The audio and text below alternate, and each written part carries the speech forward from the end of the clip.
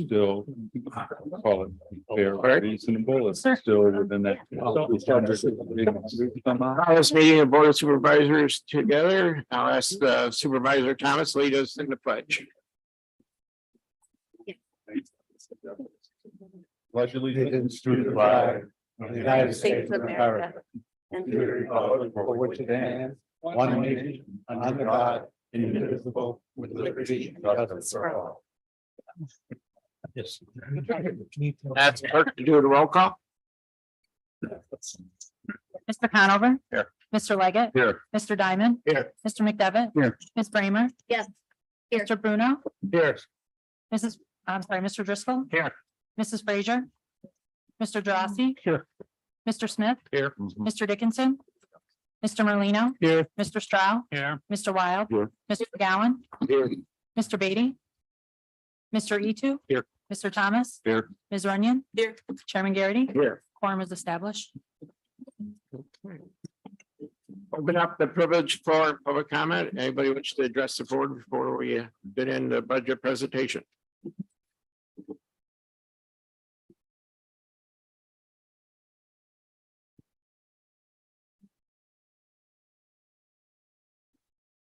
Hello, my name is Travis Whitehead, Queensberry, and today you're being asked to look at a budget.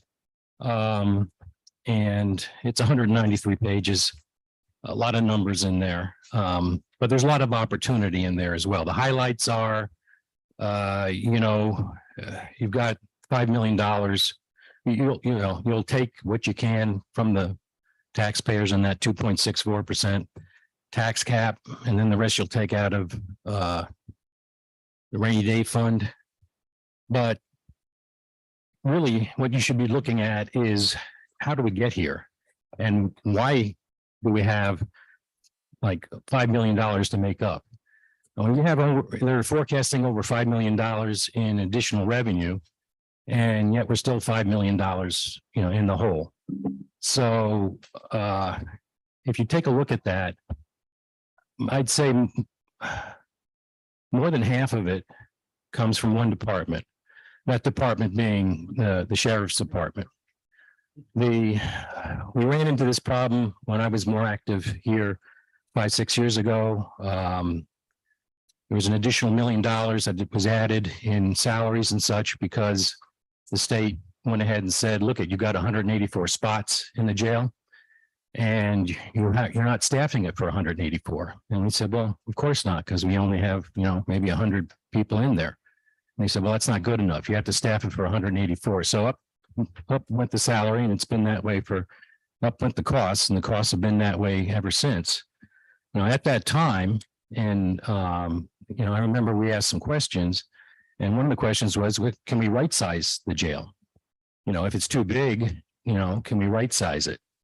And the answer from the state was unequivocal. It was no, you're stuck, and you've got to go ahead and hire these additional people. Well, since then, a lot of things have changed. Perhaps it's bail reform, that's coming, but other counties have definitely reduced the size of their jails. And I don't know why it is that I haven't heard that we have made that request. The last census shows that all of last year, we didn't have more than 100 inmates on the average every month. We had less than 100, and yet we have staffing for 184 inmates. We have 10 vacancies. Most of those vacancies would go to staff those extra rooms where there's nobody there. We were paying all kinds of overtime to people to go ahead and staff those areas where no people exist. These are the kind of things, these are the opportunities, to look at this budget as an opportunity to go ahead and see what it is we might be able to do. But I haven't heard it yet. I hope that I hear it in the future. I hope when I attend the public hearing in a few weeks, that somebody will say, you know what, Mr. Whitehead, we went ahead and checked on that, and you're totally wrong. We can't do it. Nobody else has done it. I don't think you'll find that if you look. But if that's the way it is, then tell me. But please tell me that you at least looked at it, you at least tried, you at least thought about it. Because this is costing you a lot of money. And if you can go ahead and reduce and right size those, the way like Seneca County has, they have 120 capacity. Their census, average census is in the 30s. They reduced their size significantly and they've saved a lot of money. If they can do it, why can't we do it? So, you know, that's my question. It's probably millions of dollars. It's no jobs because you have 10 vacancies. These guys you just don't hire. You don't need them. You have problems with retention. Well, of course you do. When you're forcing people to work all this overtime, that's not good for anybody. It's not good for the county, not good for the taxpayers paying all that premium pay. And it's not good for the individuals that are forced to go ahead and put in, you know, 50, 60 hours a week. You know, and instead of being at home, et cetera. So at any rate, I only have one other comment here. And that is, I don't know why it is you put in the budget to raise the salary of the sheriff who hasn't brought you this information. I also question why it is that you're giving an additional 20% to the EDC when they haven't done a single thing that I can see in the past several years. I mean, when Ed Bartholomew ran it, he was bringing in money from Albany, et cetera. I haven't seen anything like that since he passed away. Things have changed a lot. There are a lot of little LLCs in here.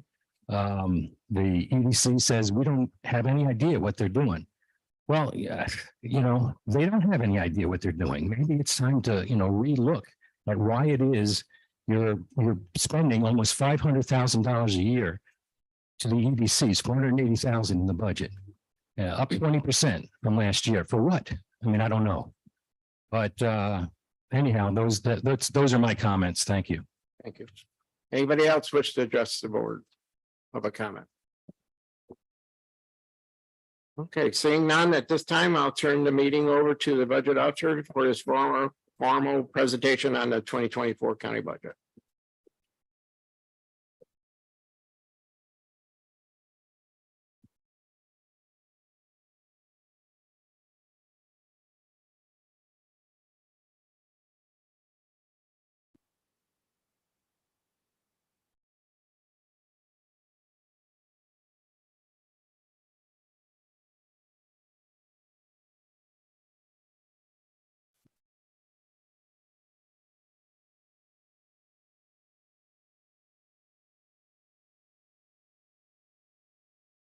Morning, everyone. Morning.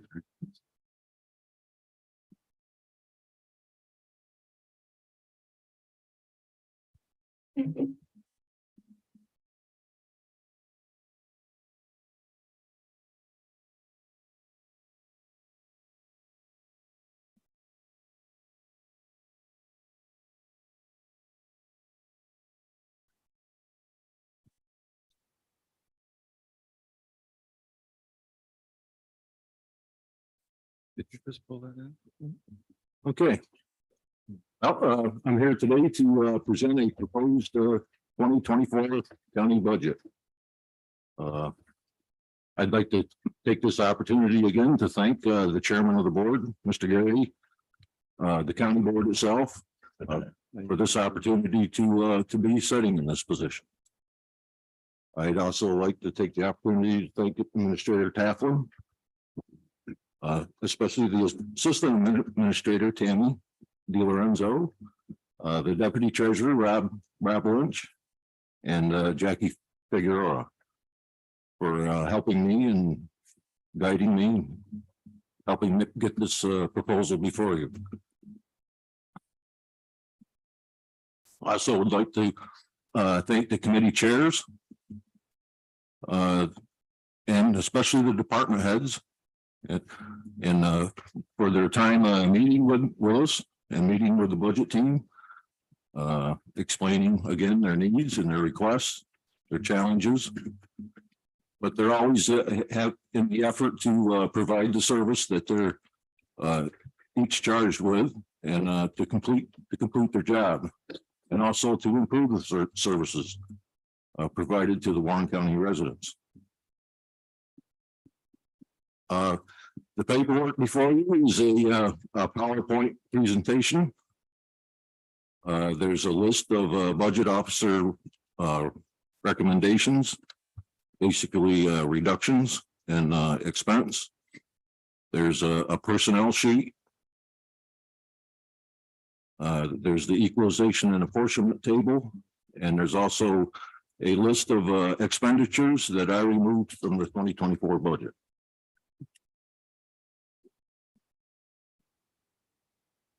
This year, I'm going to go with the PowerPoint and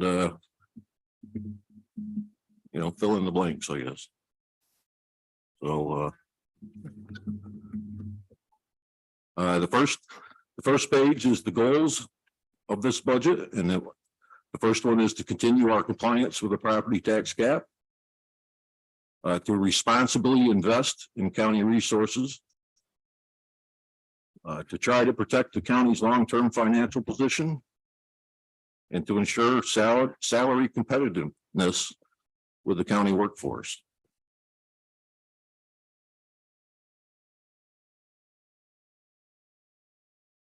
The next slide, to continue our compliance with the property tax cap. This tax cap this year allows a 2.64% increase, which equates to $1,260,621 from the 2023 tax levy of $48,605,788. This proposed budget calls for a levy of $49,816,409. And that's under the tax cap by about $50,000. And it represents a 2.49% increase in the levy from 2023.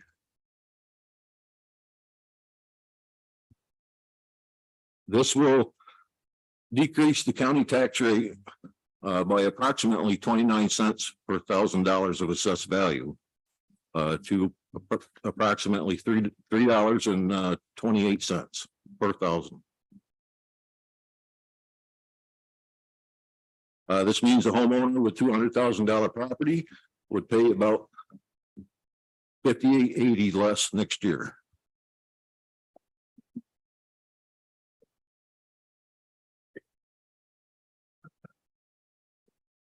Last year, our tax cap was about 1.8 million.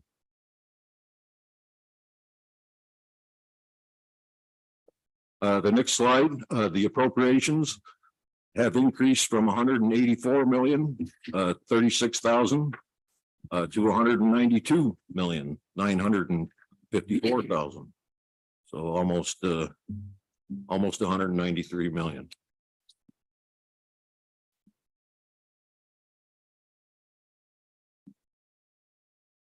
In 2022-2023, Warren County created a county road strategy, and we borrowed $6.2 million dedicated to catching up the paving projects in the county. For the 2024 budget, the funding remains at $4 million. However, Mr. Hajos did request an additional $1,348,000, and I would just have to say that he wouldn't request it unless he felt he needed it. So.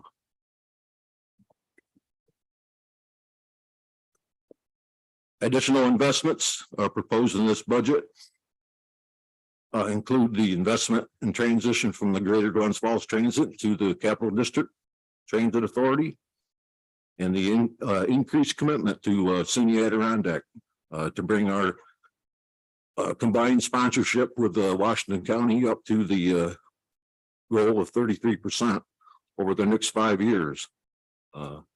That's approximately $166,000 additional each year for the next 5 years. And that'll get us back to the original formula that was, or close to it, of 1/3 sponsors, 1/3 tuition, and 1/3 New York State.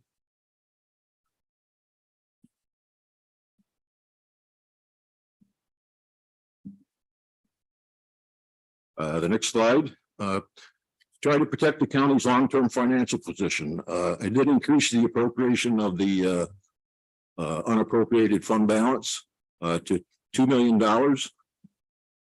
It's actually $2,050,927, which is an increase of $171,764.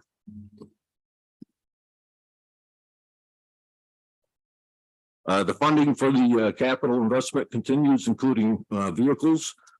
It's funded at $342,000 for the vehicles, and the information technology equipment is funded again at $154,000. Last year, the vehicles were funded at $642,000. I removed $300,000 of that to make this budget work.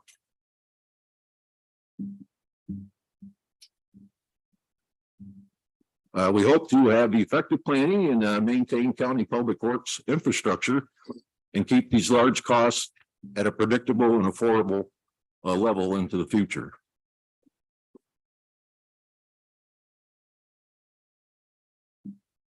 The next goal, maintain salary competitiveness. The majority of this budget increase is due to increased salaries and retirement costs. Within this budget is a 2.85% pay raise for all positions, with extra money for the attorneys throughout the county.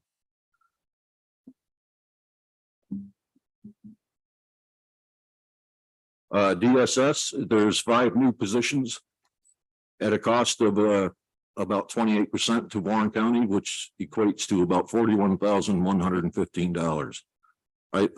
I felt that for $41,000, if we can get 5 employees to help DSS complete their mission and do their job more effectively, I thought that that was a good thing for the county.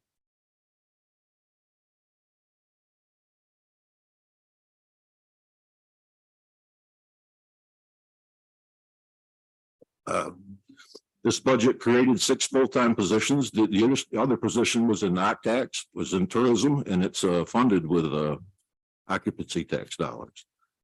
We deleted 13 full-time positions and unfunded 6 full-time positions.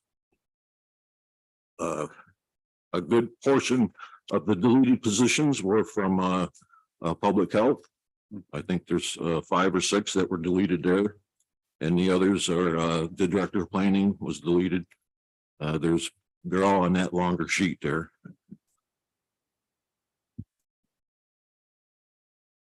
The unfunded positions, 2 of them were in the sheriff's office in corrections, and there was 4 DPW positions that were unfunded.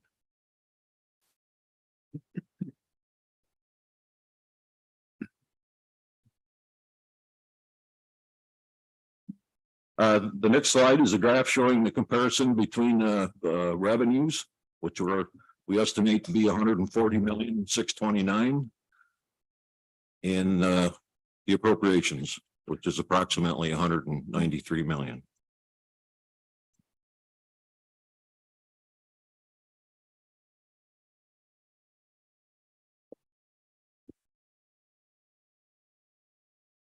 The next slide shows the property values, the assessed value of the whole county. It's 15,171,456,000. That's about a 5% increase over last year, and that's the contributing factor to the reduction in the tax rate of 28.29 cents. So growth is good.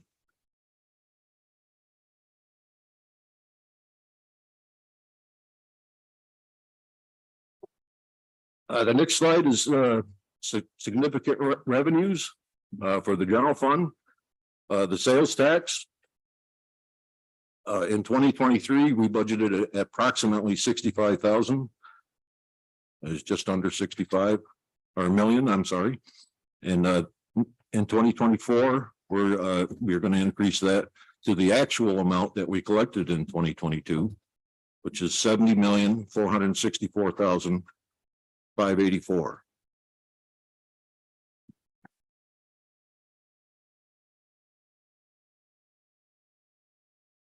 I'll talk about sales tax a little bit. The first half of the year looked very good for sales tax. At the end of the third quarter, we were down to 2.9%, which is about $1.5 million over 2022. So by my calculations, if the fourth quarter stays, even if it stays level with 2022, we'll be over 70 million. The state aid is 20 million, almost $21 million. Federal aid is around 13 million. Income within the departments is 11.3 million.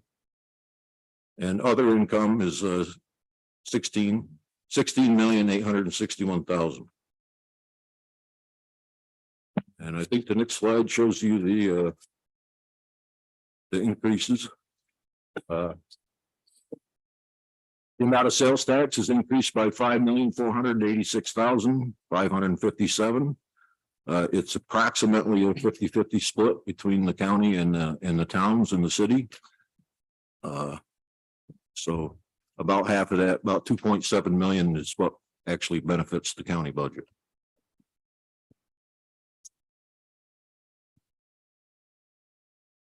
Occupancy tax, increase of 1,296,000. The state aid is up almost $1.5 million, and the federal aid is up about 411,000.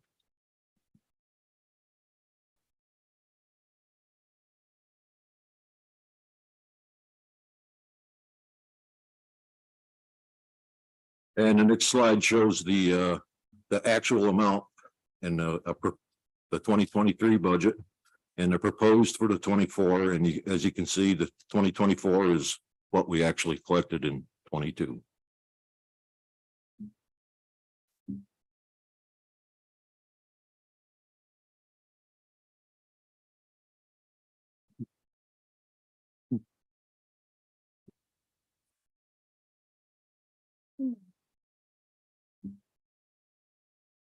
The next slide is the mortgage tax.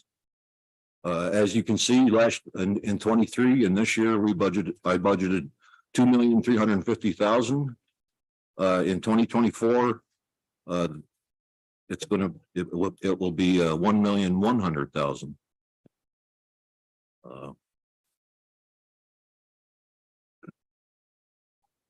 The county clerk had it at 1 million, and I pushed it up by $100,000.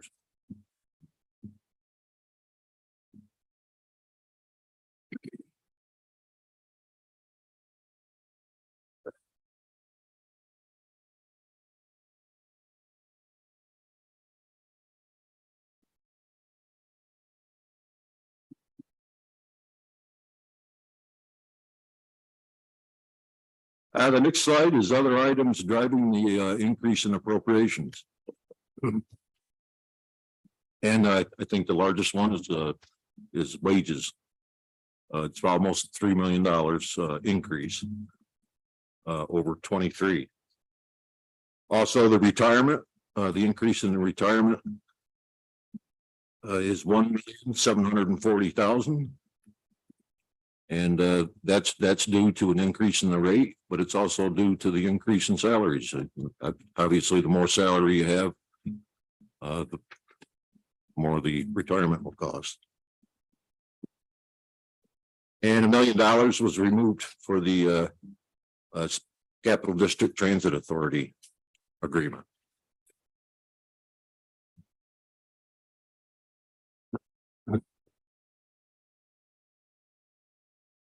There's also other things that are driving up the appropriations that I would like to mention. For one is Medicaid, the EF map. That's an additional $980,000, $980,107. And it's projected that in 2025, that'll increase by another $600,000 to $700,000.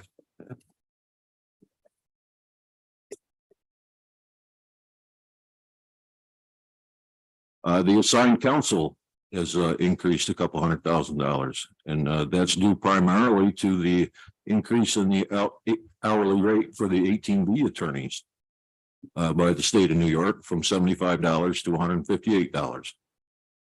And that not only affects that office, it affects all of our attorneys, because when our attorneys start seeing that you can make $158 an hour, and that's quite a lot more than we're paying them, you know, people tend to leave their jobs and go do and look for greener pastures. So that puts pressure on us to increase the salaries for the attorneys so we can keep our attorneys.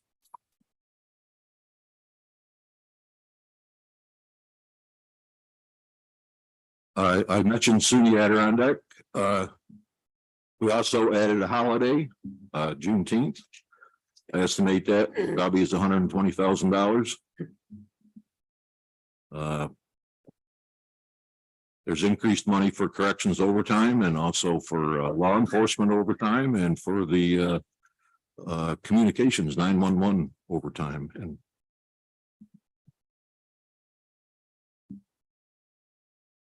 there's also reductions in the revenues. You have the CDTA, but the public health department is up over $700,000, and that's due basically to a decrease in revenue.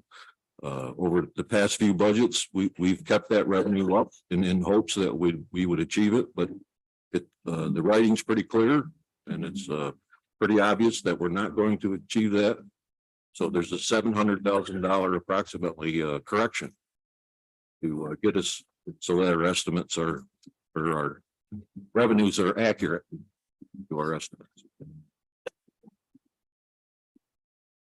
The jail services, the loss of federal inmates was budgeted at $400,000. It's now budgeted at $65,000, which is a $335,000 decrease.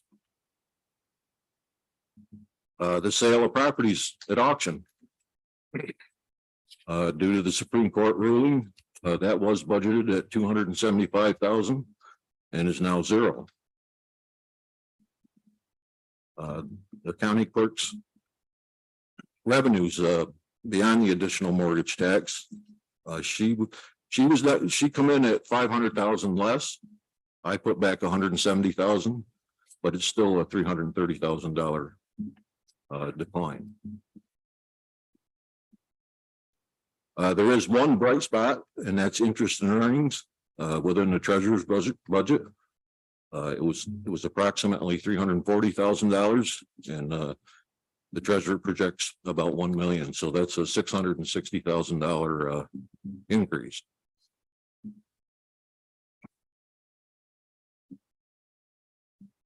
I think I covered most of them.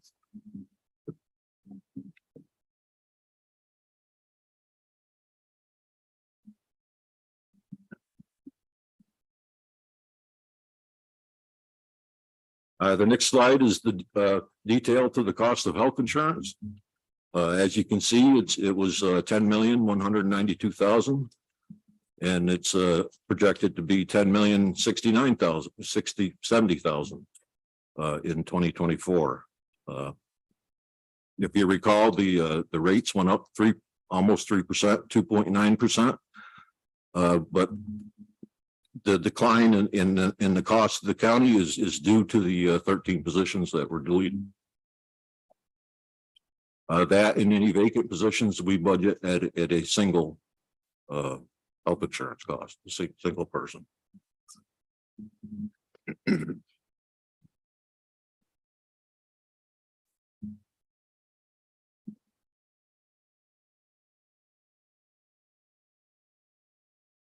The next slide is the New York State retirement system. As you can see, it's almost $8 million. which is a significant increase over this year.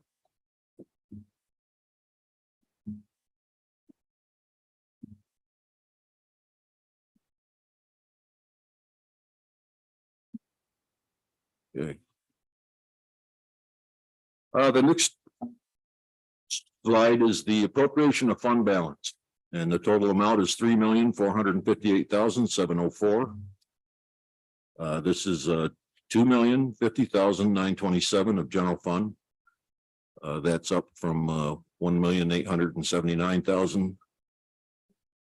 The county road fund, $1 million. The DM road machinery fund, 11,000.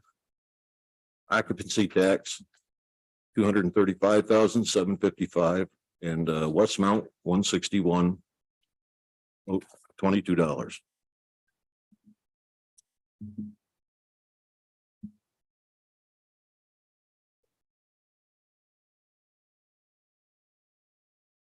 So at this point, I'd like to call your attention to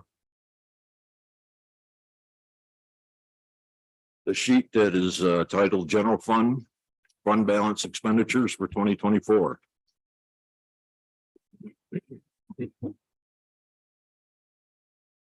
Where's that? Could be in with your papers there.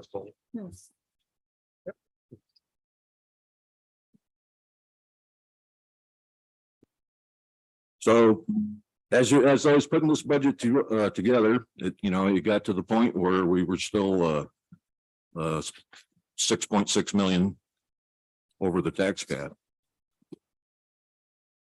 So my proposal for this budget is that I removed all of these items from the budget. The first is the road transfers for capital project in the D fund of the DPW.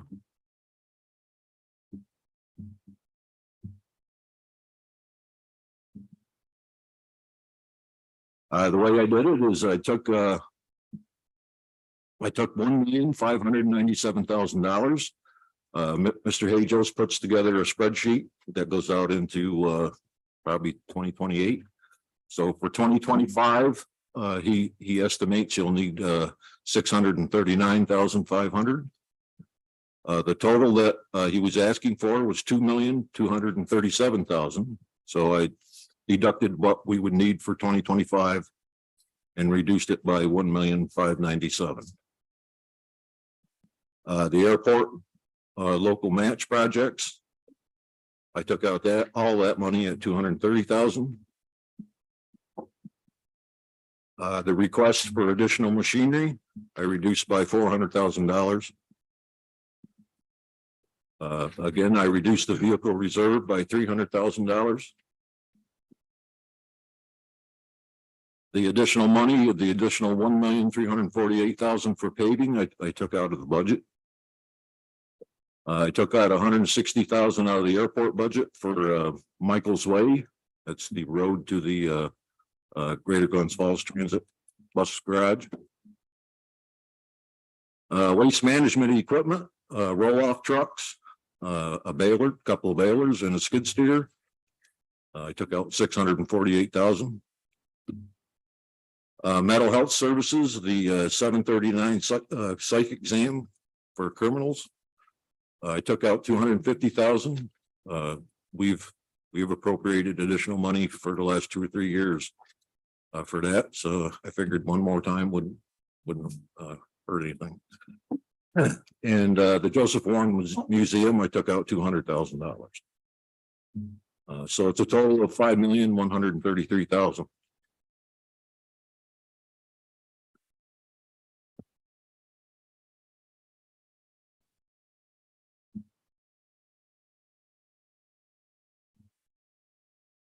So, from my opinion, the transfers for the capital projects, that money will have to be reappropriated from the fund balance. That's federal aid and state aid projects. That's projects that have been planned for a number of years, and that money will have to be put back. The same with the airport local match projects. I would recommend that the vehicle reserve be put back to 640,000. I would recommend that most of the machinery, the 400,000, be put back. And the mental health services, the 250,000. I think those are necessary. I think that needs to happen. The rest of them are, I think, are somewhat discretionary, and I think it's up to this board whether they want to fund these things. They want to buy roll-off trucks and balers and skid steer, or they want to spend $1,348,000 more on paving. Michael's Way paving.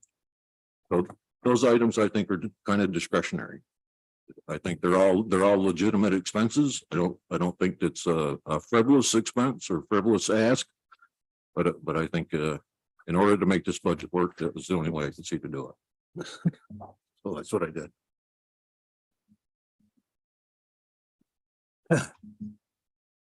And I based that on our fund balance. At the end of 2022, it was $40,208,000. The treasurer would like a minimum for cash flow of about $30 million. I think it's 16.9%, something like that. After November 17th, we will have appropriated $2,434,000 this year out of the fund balance, which takes us down to $37,774,000. So by my calculations, we budgeted 65 for sales tax. I think we're going to end up with an actual of 71 or 72 million, hopefully. So if you take about half of that, say that's about 3 million. Usually the unspent dollars from vacant positions that are funded and other money that doesn't get spent within the budget runs from $1.5 million to $2 million. So we'll say that's 4.5. I project that our fund balance at the end of 2023 will be somewhere around $41 or $42 million. So even if we appropriated all these things that came out of the budget, we would relatively be right back where we are now.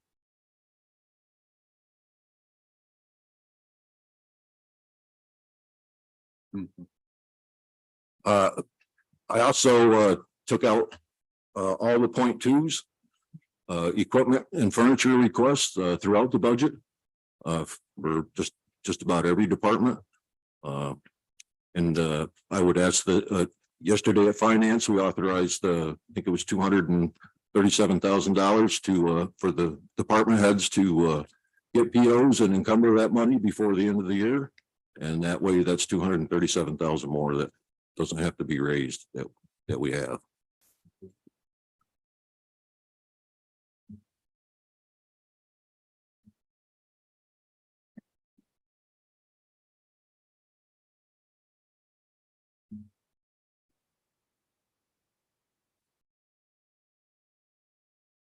The next slide is future priorities, and that's to continue to look for streams of revenue to offset these expenses.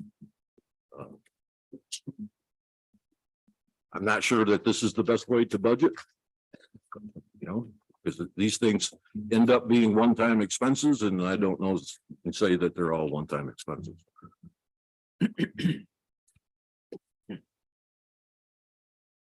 Continue to advocate for the state to pick up more of the Medicaid and stop taking our PFMAT dollars.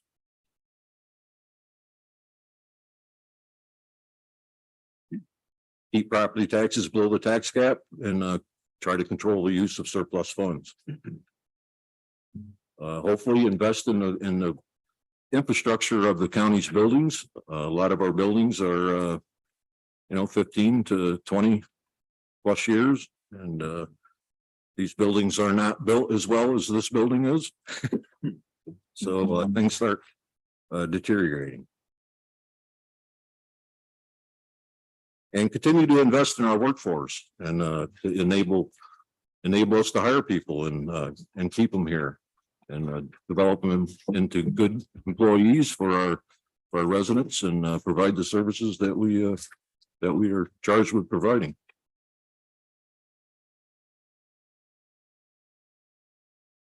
And the last sheet is the tax rates.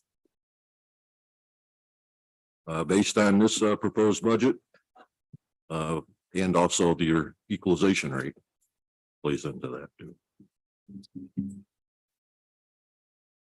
So with that, I would like to thank everybody for their time, and I would ask for your support for this budget. Are there any questions or? Yes, Supervisor Bramer. Thank you, Supervisor Thomas. I do have some questions. I also have comments, but I'll hold those. But I do have actual questions. Just give me 1 second. On the personnel requests, some of them, I think there might be some errors. And one of them is the county insurance administrator on the tentative sheet. It doesn't have a raise for that person. It just has it flat. I thought we were giving everyone the 2.85. Know what it is? 2.85. So I don't know if there's maybe an error with the departmental request number that makes it look like it's the same as the tentative budget amount. It's on page 112. And while you're looking, there's another one on page 91 for the confidential secretary for the county administrator. I think that there's an error with the departmental request because otherwise there's more than a 2.85% raise, which I don't think we should be doing there. And same with the HR clerk on page 114. That looks like a $12,000 raise, which is way more. So I guess those are the three: insurance administrator, confidential secretary, county administrator, and the HR clerk. Look like some sort of anomalies, or are they errors? No, well, I can speak to the HR positions. They were reclassified to a new title. And that's what perpetuated the increase. And then with the 2.8 on top of that. With the first one was the insurance. Like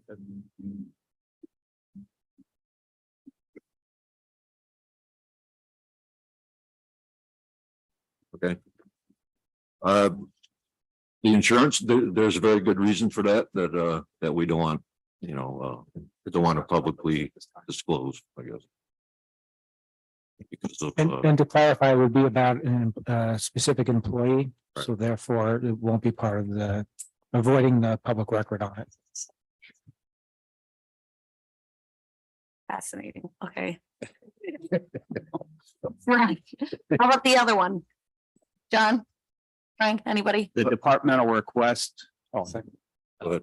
the departmental requests are locked down in the treasurer's office in the end of July. This happened to be, and they're actually more than you found. A few more that are people who were hired between the time when the departmental request was locked and the 2.5% increase that moved the salary rate was passed towards the end of last year. And this just happened to get caught up in that. So there's a difference between the departmental rate and the salary, but the departmental rate is not the current salary because the person came on after that, right at the time that salary level moved. So it's Okay, a so- 2.85% increase off on current salary, not on the departmental request. I think I found it more than like that. So that person already has the 2.5% that we gave previously, Correct, but it wasn't as of the time of July. correct. Okay, so, I think these came out in Wednesday. We got some presentation at our last budget meeting. I had a chance to review these yesterday, but as you mentioned, I didn't catch everything. I'm sure not all of us have. I mean, do we feel confident that everything is in here and the budget is correct? We've only had really one business day to review these documents. Us supervisors. Yep, I feel the budget's correct. I feel it is, yeah. I, you know. Hey. If I didn't think it was complete, I wouldn't. You know, I wouldn't have filed it. Yes, Mr. Diamond. Thank you, Mr. Thomas.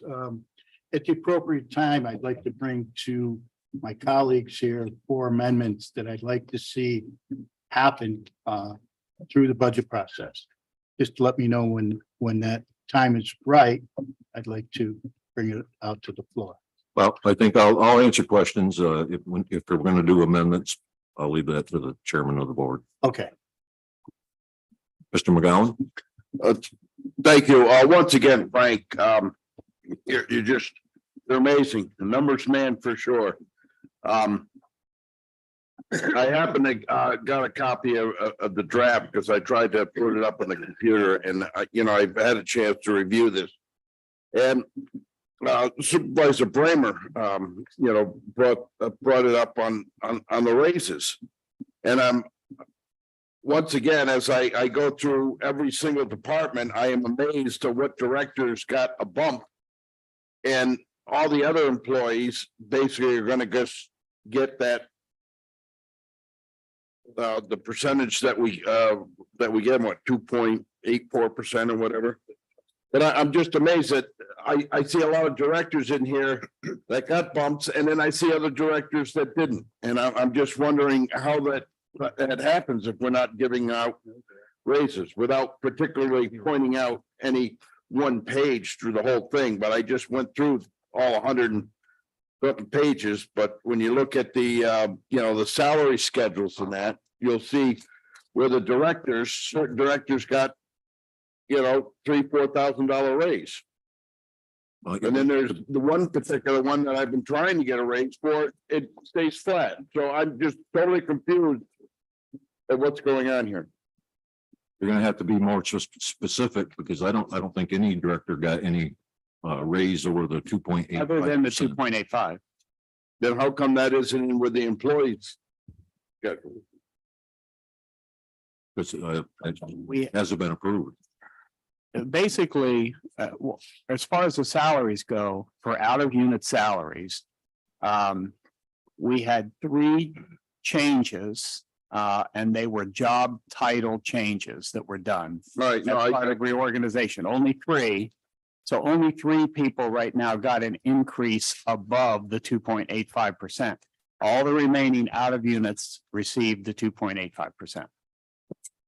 That All right. includes all the directors. right, so I'm looking at page 64. I don't know, if I should say the department or not, but I'm trying to keep it as clean as possible. So I look at the administrator, all right, went from 183,859 to 86,249. But the person that works under him or her is 67,507 to 67,507. So why is the administrator or the director getting the bump and the employees that work under him don't? And if I go through, I look at, all the departments. I can probably answer that. Yeah, the increases for the CSEA need to be negotiated. So those numbers are not in there. The 2.8, whatever percentage it would be. Yeah, the 2.85 was for out of units only. The CSEA, we enter negotiations with them in a couple of weeks. And so these were all the CSEA positions would show no increase on the salary chart. All right, so Can I clarify? Just to be clear, the contract expires December 31st of 2023. So there's no negotiated increase yet for that union as of January 1st. But there will be, Right. at some point, there'll be an agreement with the CSEA, I would hope. And it would be effective for January 1st of 2024. And is money budgeted to hopefully cover what that expense will be. Well, at least it's the 2.84%, correct?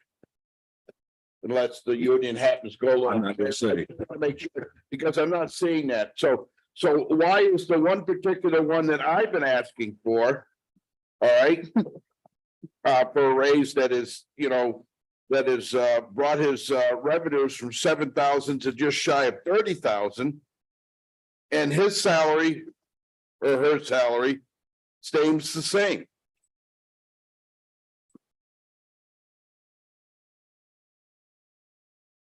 And I'll show you that. There was a lot of requests to increase salaries. This is a director. Yep, there was a director and there are people that work, underneath them. Right, and I see most directors got raises except for one particular. They got the one. 2.85%, and that's what they got. All right. Well, the one I was looking at was the same number. And I folded the page. All right, I won't hold you up. I'll come back to it. Yes, Well, Kramer. while Mr. McGowan is looking, I mean, there was another one that was a director in our tourism department was over the 2.85%. Just comparing departmental requests over tentative budget. And in others situations, we changed titles or did other creative things to give people salary increases over the 2.85%. Agree. And three? Yeah, three.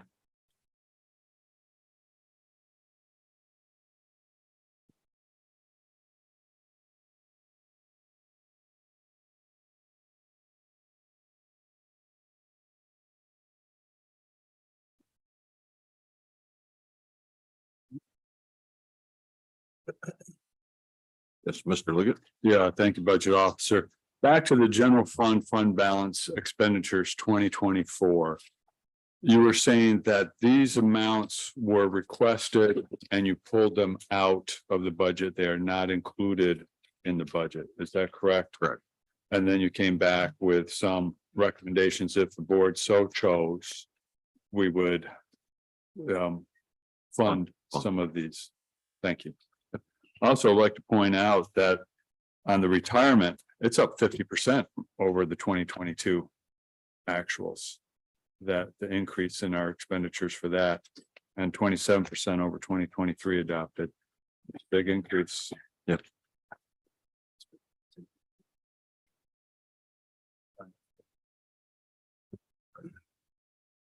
Yeah, part of that is again, the increase in salaries that Yeah. will drive it up, but also the rate that the New York State retirement system determines that they need going forward has increased substantially.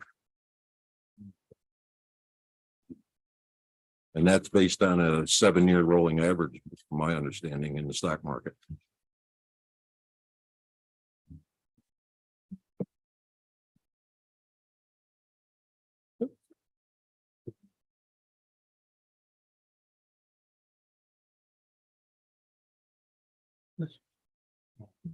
And if I may, then also on the items driving appropriations, wages are up almost $3 million, but that's on top of our 4.5 million of the 2023 budget.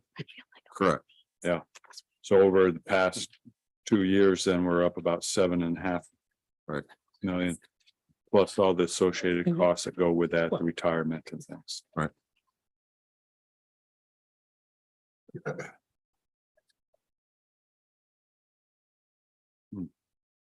Anything else, from anyone? If not, I'll turn the meeting back over to the chairman. Thank you.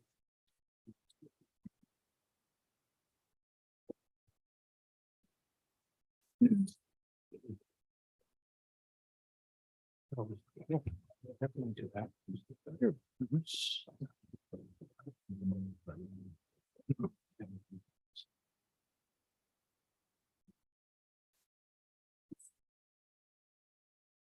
Yep, thank you.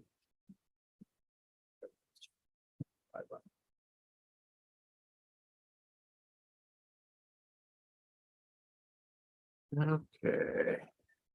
Ready to go, read resolutions.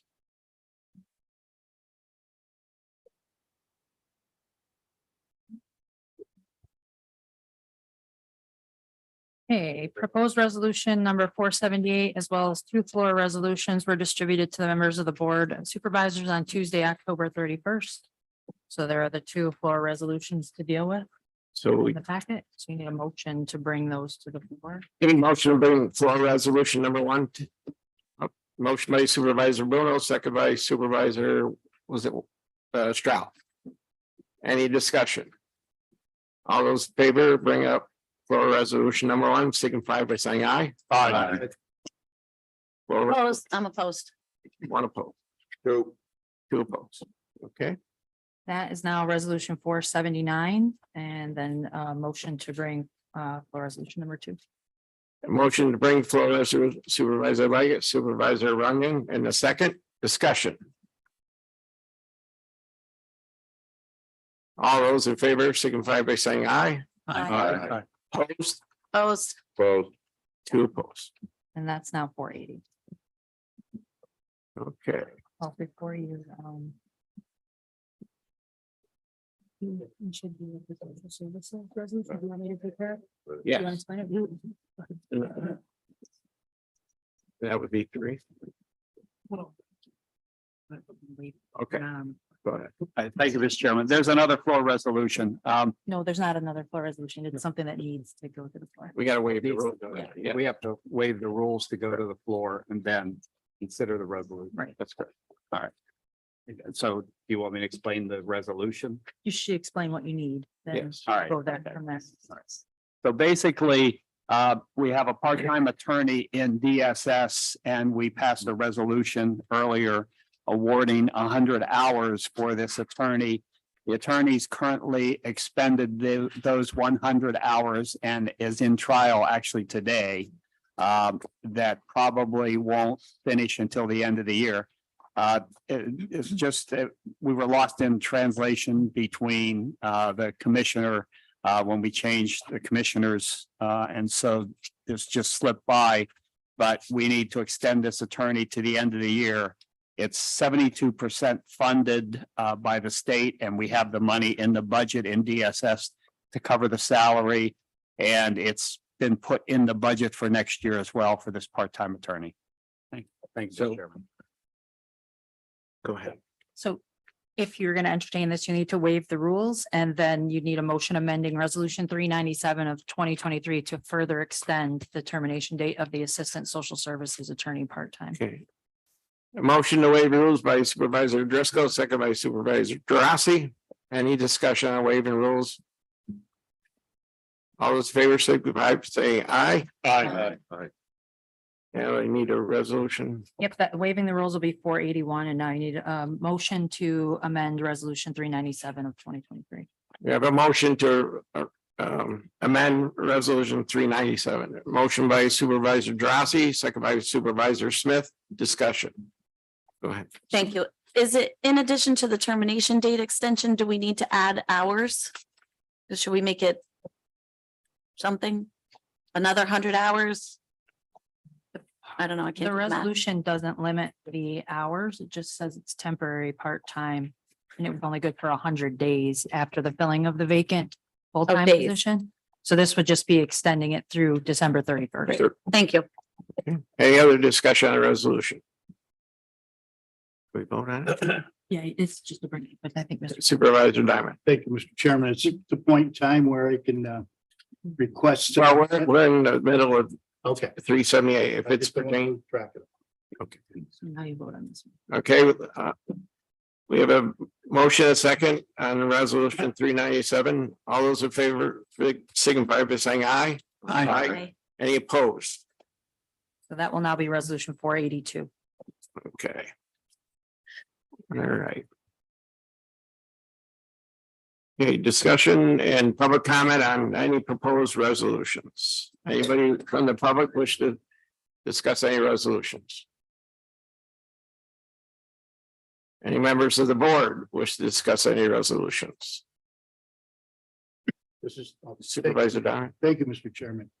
I'd like to bring four appropriations to the floor today in this budget for consideration from my colleagues here today.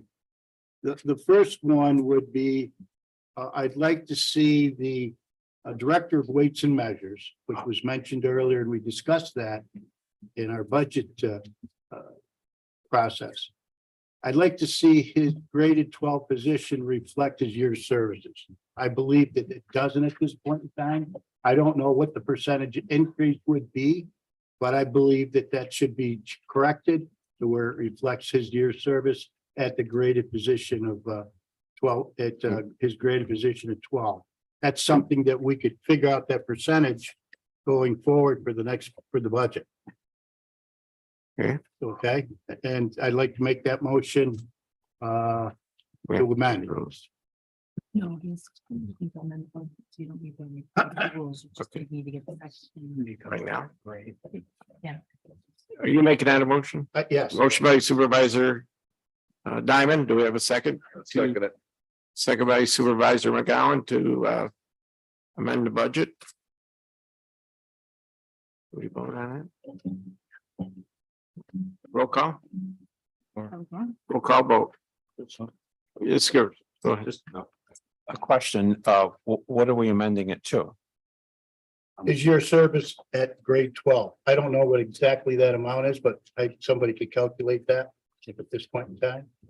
I'll have a minute. I think that I see the county administrator frantically pulling something up here. So maybe we could just pause for a moment. Pause. Getting there, I'm getting there.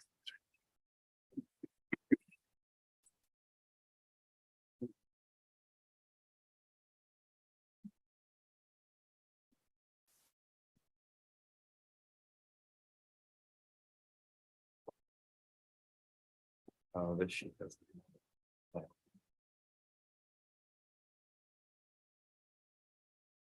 I think we recommended a grade change for him early on.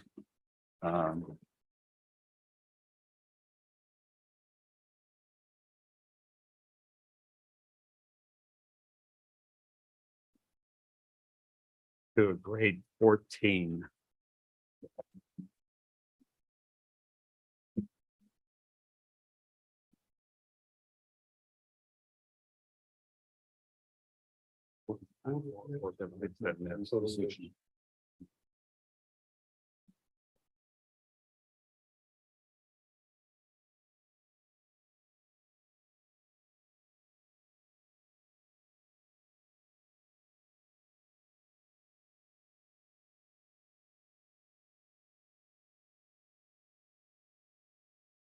To grade 14.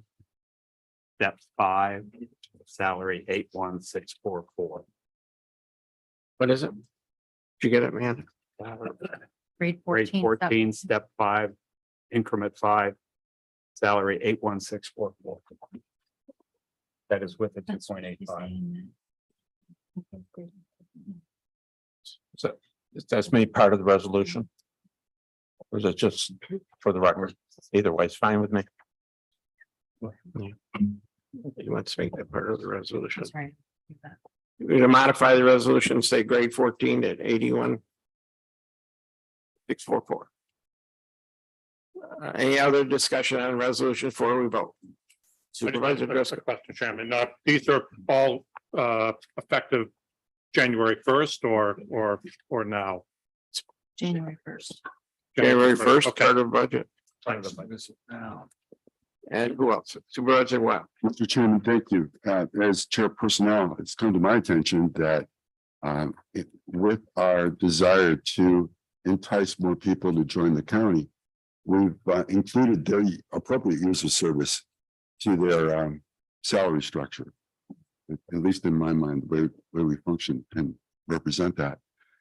But we still have a number of directors on our team that have not received that appropriate or equal type of years of service bump in their grade. And I'm wondering, and I've spoken to Mr. Thomas about this, our budget officer, that it would be great to find some type of ladder to allow these directors that we have on our team to also reach that equivalent years of service from what we did with new hires. So I'm wondering if this is one of those situations that we have someone new coming on board that's getting a years of service bump in their grade, whereas some others have not been able to get that. Supervisor Brenner. Thank you. Mr. Taplin. I just want to make sure that what you were saying about the 81,000 is his full years of service. I think he's been here 20 years or more. And you said increment 5. I don't have that chart in front of me, but I don't think increment 5 is all the way out to 20 years. I gently ask the board if they're gonna engage in a conversation about one position, whether there's a desire to do that in executive session or to do it as part of the public record. Can you just tell me what, just generally then what increment 5 says? How many years increment 5 is? If that's what you were referring to. Under the previous salary chart the salary chart that we have that I've been looking at, but has not been modified. There has been this belief or we've said that the increments were based on years of service. So it goes out 1, 2, 3, 4, 5 increments, then it goes to 10, 15, 20, 25, and 30. But we haven't been following that in terms of years of service. So if that's something that the board believes we should do, I'd like to take another look at the salary chart and come back with a proposal that says this is how we should do that, because I believe, like Supervisor Wild said, many of the department heads are not at a level based on their year of service. They're at a certain salary. And what I've been trying to do is take a look. We have a very comprehensive salary chart now from NISAC that shows salaries of all department head type positions across the counties and what they're paid. And so we've tried to look at, to see where really they fall for the market, because I think the market is more important to us as to how people are paid. If they're paid equivalently for a director of weights and measures across in other counties, then that probably makes, to me, I believe, more sense than saying, well, they get an increase based on their years of service. And if they jump a grade, they go right to that years of service. And I'm not sure we want to do that. So I don't know. So I look to you on that, and maybe I come back with a proposal at the next personnel committee or something if we'd like to talk about. Supervisor Driscoll. Yeah, thank you, Chairman. I was just going to ask if, with Supervisor Diamond's permission, if we could accumulate all of these requests or situations where they may in fact be eligible for a higher grade, and include them in the November personnel committee meetings and any other committee meetings that are appropriate for that. But that's up to I would refer to Supervisor Diamond, do you want to withdraw your resolution and do it that way, or do you want to continue? No, I don't think so. No, I don't want to withdraw. I don't want to withdraw my resolution. Okay, we have a motion, we have a second. Any further discussion? Supervisor Stroud. Well, this particular individual may be full deserving. And I believe Jack's probably right if he says he deserves a raise, but I want to be fair and equitable to heads of these departments. And I do want to look at market wages and do a more full assessment. I don't know why that wasn't done previously.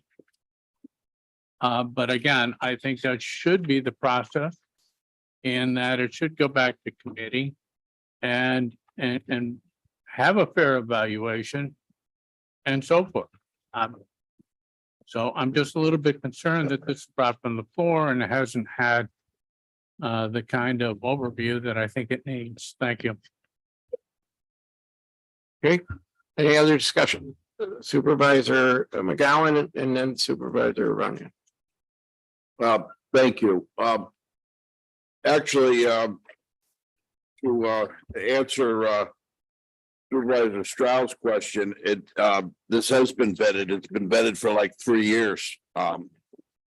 And we've tried every different way for one, but you know, when we talk about the raises and the grades, it brought up a point of, this is why we also need the performance reviews to make sure that everybody is, you know, I don't care if you've been here 30 years, but if you're not doing your job right, you know, or you can be improved. I mean, you know, you just hand it over just because of years of service, you know, the performance review would help me make a decision for a raise or not. This particular case where we're going up some grades, he's got the years.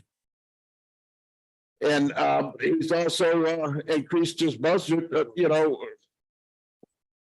more than 3 times for his revenues. And he's, you know, his budget has basically gone up his salary. He's actually saved money. So, you know, but I've been trying a long time for that. But really, performance reviews are something that we need to stay on top of. Thank you. And that would be all with, you know, would go along with the grades. Thank you. Supervisor Runyon. Thank you, Mr. Chairman. My only question relates to the fund balance expenditures for 2024 that were removed. We accept the tentative budget as it is right now. Can these be brought back later? Can we vote to bring these in later? I believe so. Because it's just tentative, then you have preliminary and the final.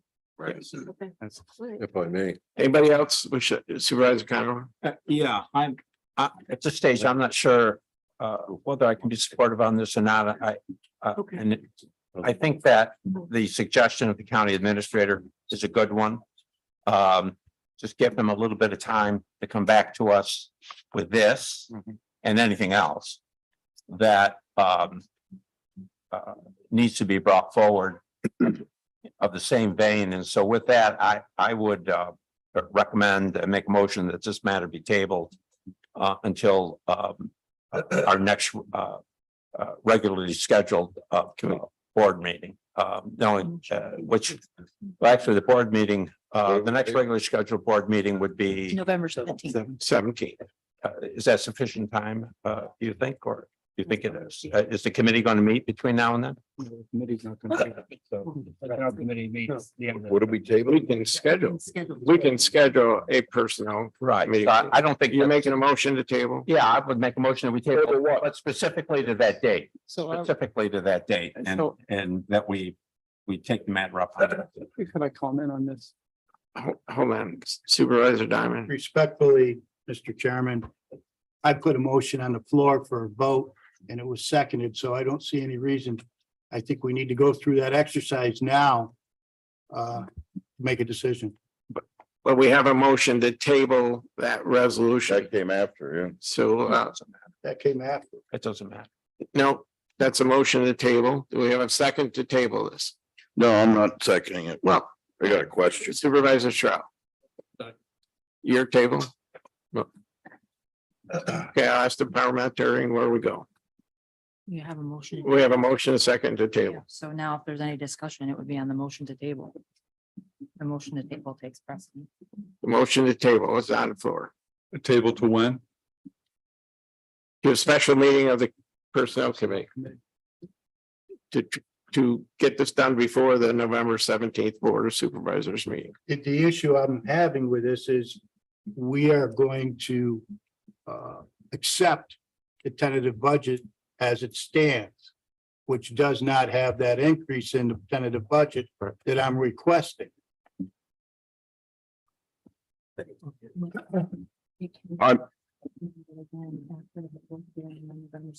We can amend the budget further after the public hearing on the 17th if we feel that it's necessary.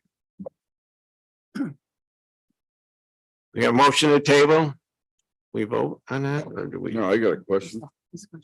Oh, we have one Supervisor McGowan. Thank you. For one, we had a resolution on the floor, so the parliamentarian is saying that we cannot.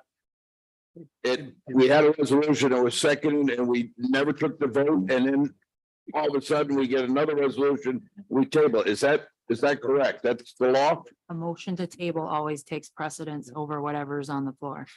So if the motion to table fails, then you're back to the. motion Okay, to so- table's Motion. My next question is what are we tabling? Tabling 482. No, you're Well, tabling the motion. They're tabling the Excuse me. motion to amend the salary for the weights and measures position and sending it to personnel, basically. But it would stay, if the motion doesn't go through, that stays as it is in the tentative. Budget. I do a follow-up. does anybody else have anything to question before Supervisor Well? Mr. Chairman, if we could just make a suggestion to the motion, that it includes more than just this individual director, but it looks across the board, which I'm assuming it probably would in terms of the rest of the directors. If that would be appropriate. Yeah, I believe that's what the county administrator offered. Was to give them just a little bit of time to look at this comprehensively. And Supervisor McGowan. Yeah, thank you.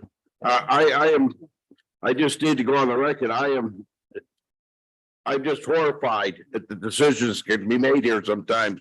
But this particular thing has been on the table for 3 years. I have tried every which way to do it, and then finally, all right, we see that we're giving, other people raises and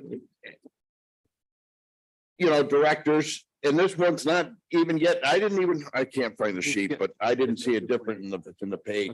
But I can't believe that we're sending it back to personnel. This is nothing but a roundabout. We've been going around for years on this. And I'm just offended that, we can't do someone that's really proved and quadrupled his revenue. Thank you. Supervisor Bremer. Thank you very much. Also, on sending it back for a review of all the other department heads, I have asked for department head personnel evaluations, and that wasn't done this year. And we said, okay, fine. Or, my thought process was fine. No one's getting a raise. They're all getting 2.85. If we're going to go back and say, oh, well, who can we give more raises to? How are we doing that in an objective manner? I think that this individual has deserved a raise for many years and we haven't given it, and we should just do it now and be done with it. I'm opposed to the tabling. Supervisor Bruno. I agree with Supervisor Bramer, Supervisor McGowan, Supervisor Diamond.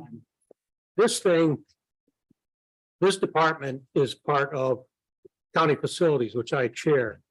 And this individual, as Supervisor McGowan stated, we've talked about this for a long, long time, which is why I think it should stand alone. We're talking about this individual, this department, and I think the person is more than deserving of an increase.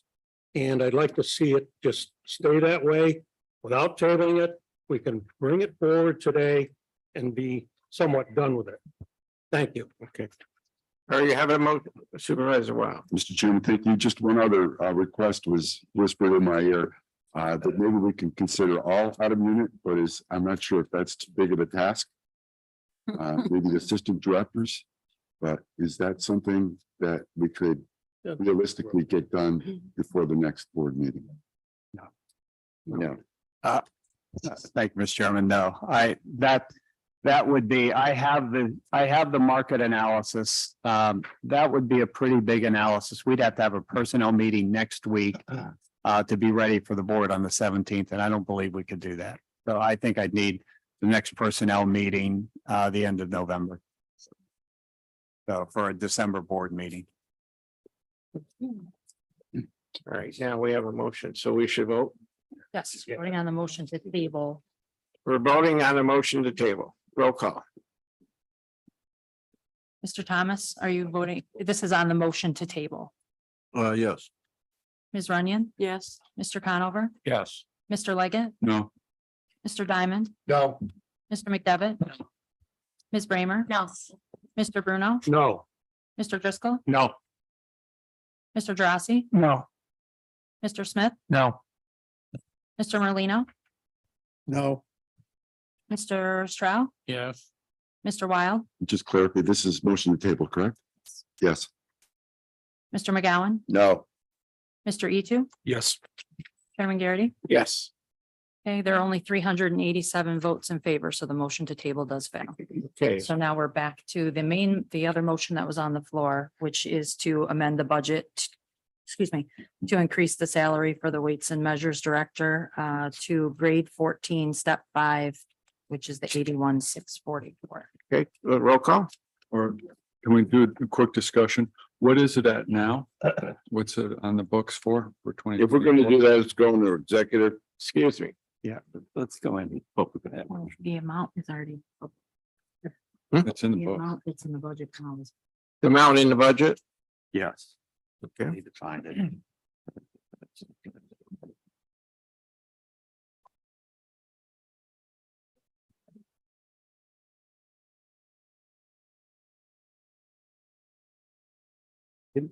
Yeah, maybe you have the department. This Tammy, you have the salary and It's on page currently in the budget. 94.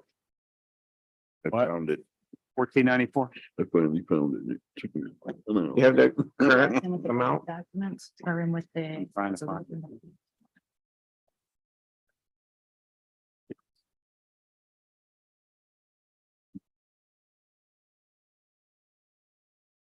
Bracketing. 75,346.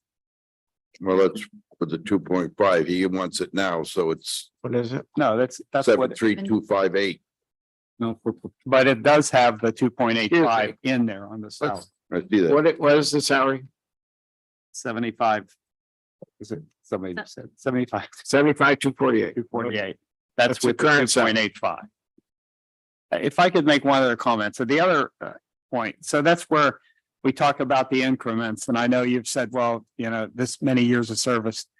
Maybe, and I wasn't here then, when we made the original grade determination for this position. This individual has 21 years of service, but 3 years in the current position. So do you use the increment based on the total service years at 20? Or do you use the increment based on the number of years they had in the position? So I assume it should be the position, and I assumed he should have gotten a grade increase when he went into that position, and I don't believe that occurred. And that's why we made the correction of the recommendation at 14. And we did 5 increments, instead of the 3, I believe, because the 3 put him pretty close to where he was. We're prepared to vote. Supervisor Wild. Mr. Chairman, just a statement to the rest of the board members. Let's think about the consequences of doing this for one individual and what kind of message we're sending to the rest of our team. I will vote no. I want to bring this back to personnel. We can do it before the budget is passed. But let's be fair to our team. This team makes us look good. Basically, what we're saying is, well, we're just going to single out one and forget the rest of you. And that's inappropriate in my mind. Thank you, Mr. Chairman. Let's vote. Okay, this is the vote to amend the tentative budget, which is on the floor, to increase the salary of the Weights and Measures Director from 75,346 to the 81,644. Mr. Thomas, I'm gonna say no. Ms. Runyon, It is supposed to have happened already, right? What they're talking about here. I'll say yes. Mr. Conover, No. Mr. Leggett, no, Mr. Diamond, Yes. Mr. McDevitt, Yes. Ms. Bramer, Yes. Mr. Bruno, Yes. Mr. Driscoll, Yes. Mr. Drossy, Yes. oops. Mr. Smith, Yes. Mr. Merlino, No. Mr. Stroud, No. Mr. Wild, Mr. McGowan, Yes. Mr. Etu, Yes. Chairman Garrity. No. Okay, so that only had 475 votes in favor, so the motion does fail. Okay. Any other discussions on Supervisor Diamond? or Thank you, Mr. Mayor. Chairman. I have a couple other appropriations that I'd like to bring to the floor for discussion and consideration in this budget. So my next one would be, I'd like to suggest that we zero out the appropriation for the local development corporation.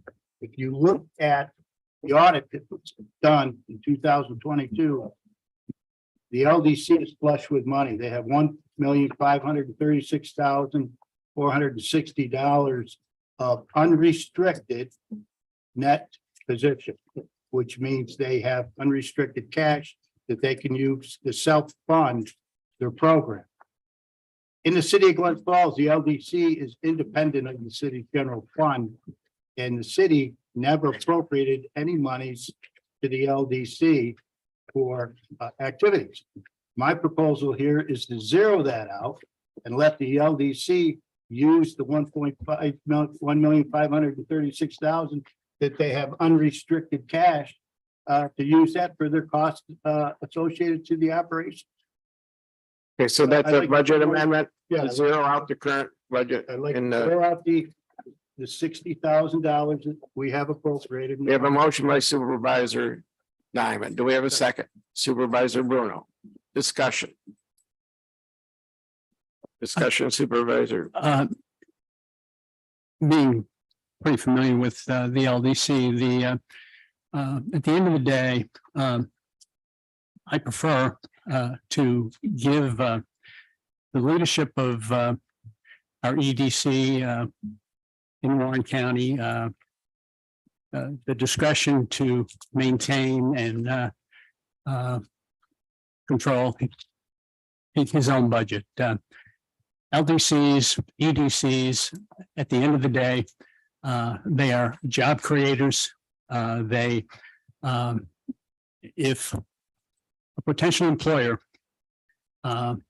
is coming to Warren County, coming to the city of Glens Falls, the first person that a supervisor in this room will call will probably be Jim Sepflon, to talk to him, to get a perspective and a vision on why they belong in Warren County, to produce jobs, to create sales tax revenue. So I will vote no on Supervisor Diamond's proposal. I don't think it aids to the fundamental nature of what LDCs and EDCs do. Which is job creation, and let these organizations give them the discretion of controlling their own budgets. In the final context, these are small dollars in the final context of the issues involved. So thank you. Anybody else wish to comment? Supervisor Bruno, Supervisor Leggett, Supervisor McGowan. Thank you, Mr. Chairman. With respect to the LDC, the EDC, I don't have a problem with. With the LDC, maybe Supervisor Diamond, more familiar with it, could tell me what's the track record there? When's the last time they brought anything to the table? Local Global Corporation, I think in year 2022, they wrote off bad debt in the amount of, I don't know, $180,000. Right. So my point is that I'm not opposed to using the LDC as a vehicle to create jobs and bring business.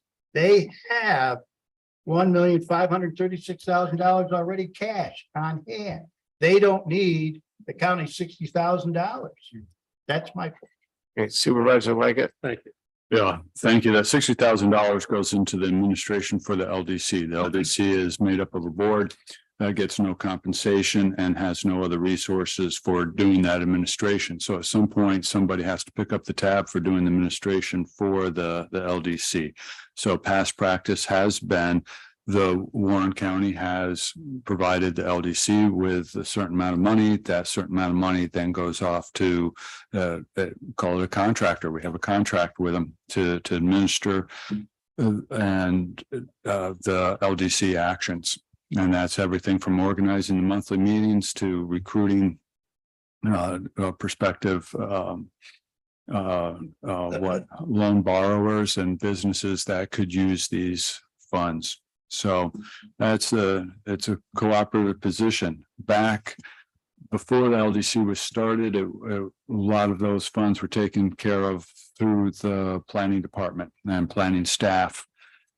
Time and resources were used for that. When it was moved out of the planning and created the LDC, that is when the county then compensated for that administration that was done in-house to be able to provide for a contractor to take on the job.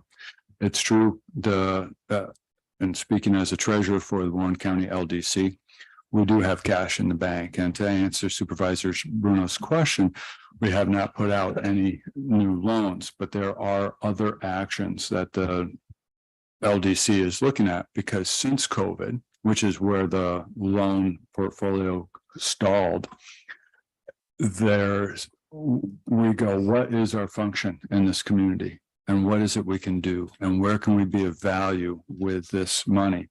Right now, one of the main priorities that we're looking at is investment into the housing, et cetera. And with that, you need the ties to the community, ties to other resources, and that's where contract with the EDC comes in. So I would support the county still continuing to help the LDC cover these administration costs, as has been past practice since the beginning. Supervisor McGowan. Thank you. And to our treasurer and colleague, Supervisor Leggett, you're absolutely right. I do sit on the LDC, all right? And I have respect for what he said, but I believe what Supervisor Diamond is trying to get at is, right now, we're trying to find money. The LDC is sitting on money, is not loaning out any money right now. We're actually making money back on the interest and the CD loans, I guess, that we have for the CDs. So that's $60,000, small amount, but wouldn't hurt the LDC, because the LDC turns around, because we also pay the EDC. And then the LDC pays the EDC administrator stuff. So, if we're looking to crunch, we need to crunch. And I got this, it was a lot easier trying to download it on my computer, because I must have Frontier now, because it's awful.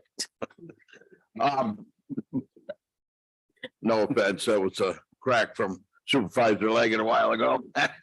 But I gotta crunch, I gotta review this some more. I think we could crunch the numbers to get it right down.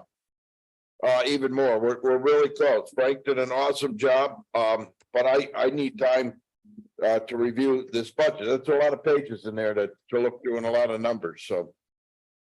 I will be a no on the tentative budget. Thank you. Supervisor Wild. Mr. Chairman, thank you. Also, one of the officers on the LDC. We forget that the impact that COVID had on this organization. This organization is structured to help businesses that cannot get traditional financing. What happened during COVID was the federal government decided to open the doors to the vault and let everyone get free money. If not free money, significantly lower interest rates. Now, the LDC, being in the part of the market where it is, doesn't compete with the banks.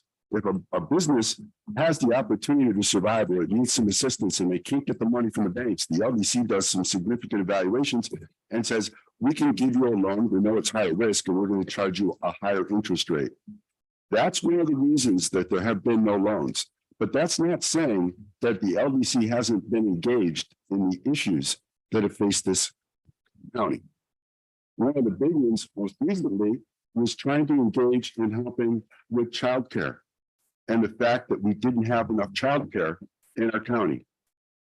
That evaluation went on for a number of months until we finally figured out that the lawyer said, no, you can't do that, because if you help fund a childcare facility and there's an accident or some type of abuse, they would come back to the LDC and of course, they sue the one with the most money. And of course, the LDC would be at risk of losing that money. So another pivot to housing. Housing, we're waiting for a housing study. But there's all sorts of impediments to make housing happen. That's what the LDC is currently evaluating to see what we can do with that $1 million. Supervisor Leggett was correct, $60,000. It's for administration. And it's for helping us as a board decide where do we need to go? And how can we best leverage this money for the county? $60,000, of course, if we could cut that, would it make a difference to the county budget? Most likely not. Is it going to make a difference to the LDC budget? Yes, it takes away funding that we use to administer, because we do not want to take the money that was originally set aside for housing and move to the LDC for just plain administration. So I can go on for many hours about the number of loans that they have given out, high-risk loans that have been fully paid off. They're better than the banks in terms of the success rate they've had in terms of getting loans paid off and returned. So, we look for little pieces, but the LDC has done an awful lot. Yes, not recently, but that doesn't mean it's sitting on its heels and just kind of taking money from the county. It's working towards the future. And I will also be voting no on this. I think it's another shot at the EDC. Thank you. And the LDC again. Thank you, Mr. Chairman. Okay, now we have a motion and a second, and let's do a roll call vote on zeroing out the appropriation to LDC in the 2024 budget, correct? Yes, Supervisor? thank you. Okay, Mr. Thomas, No. Ms. Runyon, No, Mr. Conover, No. Mr. Leggett, No. Mr. Diamond, Yes, Mr. McDevitt. No. Ms. Bramer, Yes. Mr. Bruno, Yes. excuse me, Mr. Driscoll, No. Mr. Drossy, No. Mr. Smith, No. Mr. Merlino, No. Mr. Stroud, No. Mr. Wild. No. Mr. McGowan, Yes. Mr. Etu. No. Chairman Garrity. No. Okay, that only has 224 votes in favor, so the motion to amend fails. Supervisor Diamond, you had another one. I do. Thank you very much for your patience. Yes. Chairman. The next one is it's not performance-based, but it's based on funding. I'd like to make a recommendation to the full board to consider reducing the funding to the Warren County Economic Development Corporation from $420,000 to $350,000 at what they were funded during 2023. I'm not asking to increase it or decrease it, but let's hold the line on spending in that particular line item in 2024. Okay, we have a motion by Supervisor Diamond. Do we have a second? Supervisor McGowan, is that a second? Yes. Okay, we have a second. We have discussion. Supervisor McDevitt. Again, probably we could take the comments from the last motion, which was opposed and defeated, and probably come up with the same conclusions.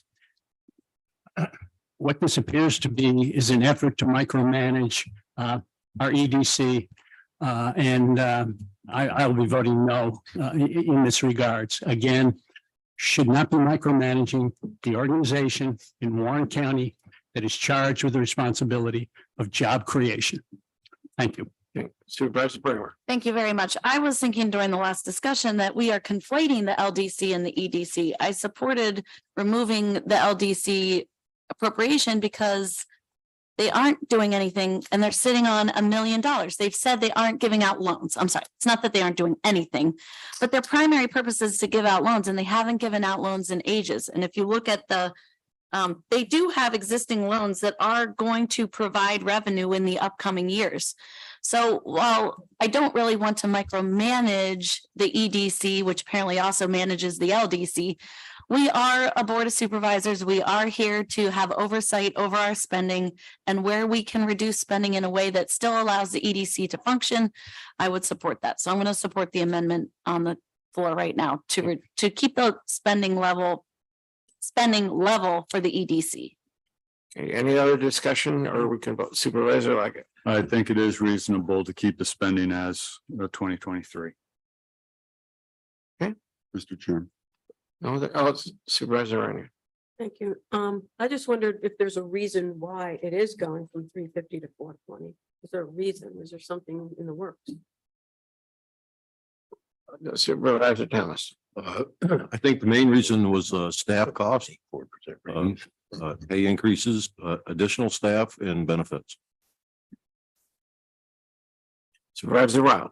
Mr. Chairman, also during COVID, the EDC was drawing down from their reserves to help the county in the recovery that this economy had, and how well we performed above other counties during COVID. Now, I wish I had anticipated this, because as a member of the EDC board also, we go through the budget, we go through the plans. They are not looking for the increase that they had asked for, which was significantly more, right? But the EDC is based in Glens Falls. A lot of the business that they do are in Glens Falls. They also support Queensbury. I'm just surprised that we take this opinion without listening to what the EDC has done and what they're doing, which is easily to make happen between the next board meeting that we have to finally approve this budget. But I think we need to seriously think about what we're asking for. What the request of this budget is basically to not cut the legs off the EDC, but just make it more difficult for them to function with the staffing that they need and the expenses that they have to try to move this economy forward. So again, thank you, Mr. Chairman, for the opportunity, and hopefully Supervisor this will Millie. not pass. Thank you, Mr. Chairman. I'm listening to this and I'm sitting here. There's one thing you got to understand, LDC and PEC, you take away their funding. I'm on the LDC. We haven't given them any money, but we have some places in the hopper right now that we're working on. But what happens if you get 4 or 5 people and the economy starts growing better for this whole country? Then we'll have to come back and ask for money back. I don't think you should be bothering with the money that they have. Then I'll vote. That's the way I'll vote. Supervisor McGowan.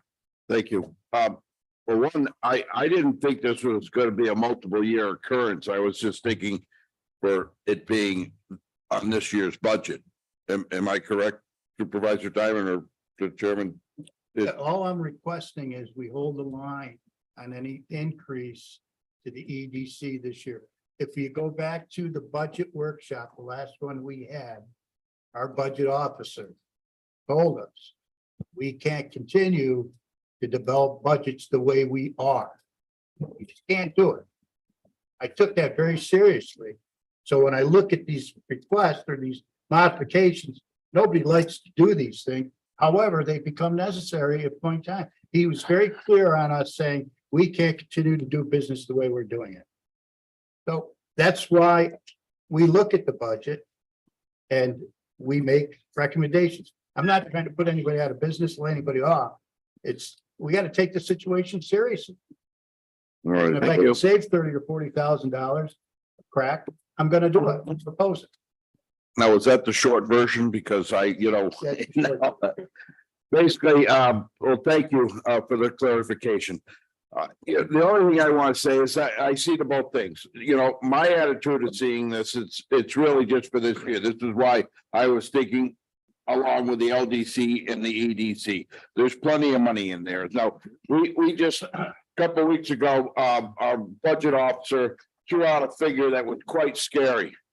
And I remember his statement of saying, we can't keep doing business the way we're doing it.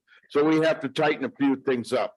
So one of the things that I notice about some of these other agencies that we give money, and they do great things, and I'm not saying that, but they don't, and we do need them. But how did they tighten up their budget compared, our budget officer just shaved off quite a few $1 million to get us to where we are in the tentative.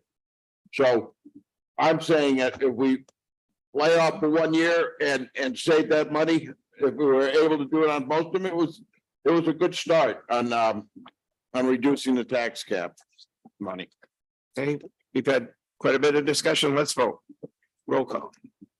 This is to shave $100,000 off the 2024 portion, right? I don't think it's that much. 420. 420 Oh, is it 420? and shaving it to 350. 350, okay, Seven. sorry. Okay, Mr. Thomas, No, he's gonna help me get cell service. Ms. Runyon, No. Mr. Conover, Yes. Mr. Leggett, Yes. Mr. Diamond, Yes. Mr. McDevitt. No. Ms. Bramer, Yes. Like you Mr. all. Bruno, Yes. Yeah, exactly. Mr. Driscoll, No. Mr. Drossy, No. Mr. Smith, No. Mr. Merlino, No. Mr. Stroud, No. Mr. Wild, No. Mr. McGowan, Yes. Mr. Etu. No. Chairman Garrity. No. Okay, that only has 302 votes in favor, so the motion to amend does fail. Okay, next. Okay, my final request, Yes, sir. and thank you again, Mr. Chairman, for your patience, It's fine. is that I want to refer to a position in the sheriff's department. The sheriff's position is scheduled, or it's been recommended to this board to set the salary at $138,778.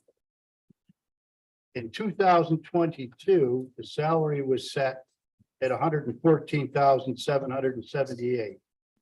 It was also amended, I believe, in 2023 to $123,871.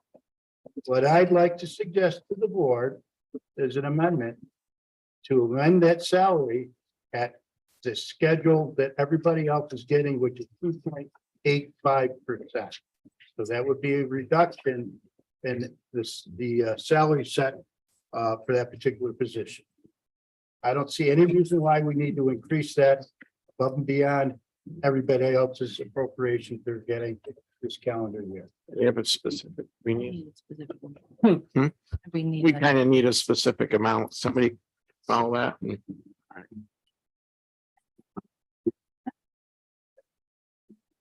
Inconceivable. You have the specific. Thank you.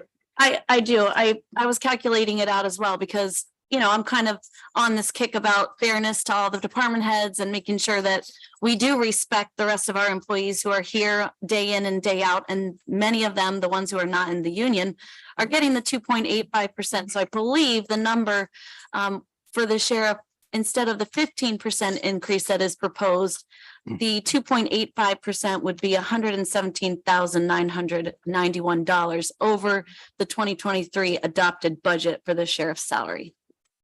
So that number, I think, if my math is correct, is 117,991.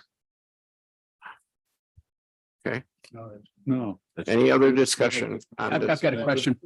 Is it conceivable by doing this that the sheriff could be making less than other offices within the department?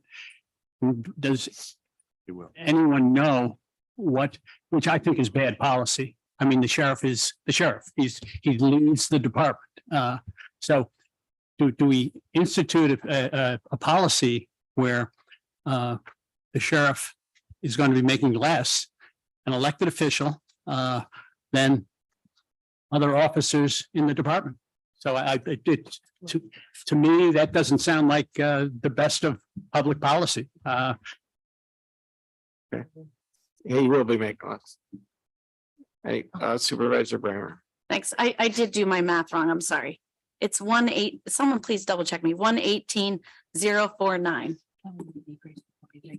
over adopted 2023, 118,049. And I do want to Hold on. just respond. correct. It's not. Okay. 124.98 right now. What is it? 124.98. Right, there was an amendment No. made to his salary in 2023, which bumps it up from 114 to the number that the county administrator just mentioned. Oh, That's like 10 grand, right? So- Thank you. So he got an amendment in 2023, an increase in his salary.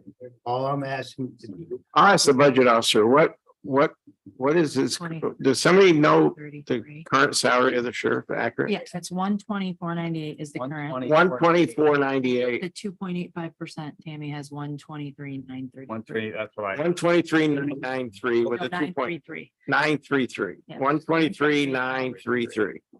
Is that agreeable to Supervisor? That works for me. Yes, thank you. What was the 124? 123,993. I'm sorry, What was the 124? 124.98 is what he's $120,488 is current. current salary. That's what the set was. Can 124. No, 120, 120,598. Thank you. Can someone answer my question relative to other officers within the department? And are they making more than the sheriff? And what are they making? We know what the sheriff is supposed to be making, but Okay, well, answer your questions, Supervisor McDevitt. Go ahead. The under sheriff currently makes 135,775. And then 2.85 on top of that. The next one down would be corrections captain, and it's under that. It would be just the thank you, undersheriff. thank you. Okay, do you understand? Thank you, Chairman. Supervisor Bramer. I do want to respond to that, and I have 2 points. One is that we do have another deputy who makes more than the director. It's in the treasurer's office. And the other thing I want to say is that that's an elected position. These people are elected officials, and you know, I think that we should be doing it for public service. We're not out here to be making money. And so when the sheriff ran, however, 4 years ago, he's up for election now. He knew what the salary was, and we're all public servants. Hopefully, the sheriff will continue to remain as our sheriff regardless of the salary. Thanks. We have one more response. Thank you, Mr. Chairman. I would like to correct that. There are the patrol lieutenants, the estimated salaries for them if they work all holidays and everything puts them at about 129,000.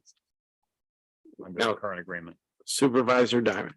Thank you, Mr. Chairman. I'd like to respond to the comments earlier about the pay increase and justifying the monies because he is the leader of the department.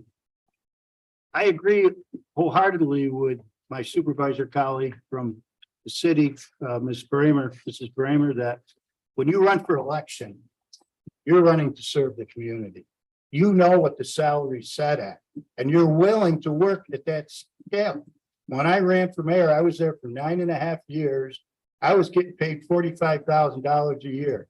I was about 60 on the list of employees that worked for the city. I knew what I was taking on. I accepted the responsibility, and I think that's part of being an elected official. We're not doing it just for money, just because I can make more money.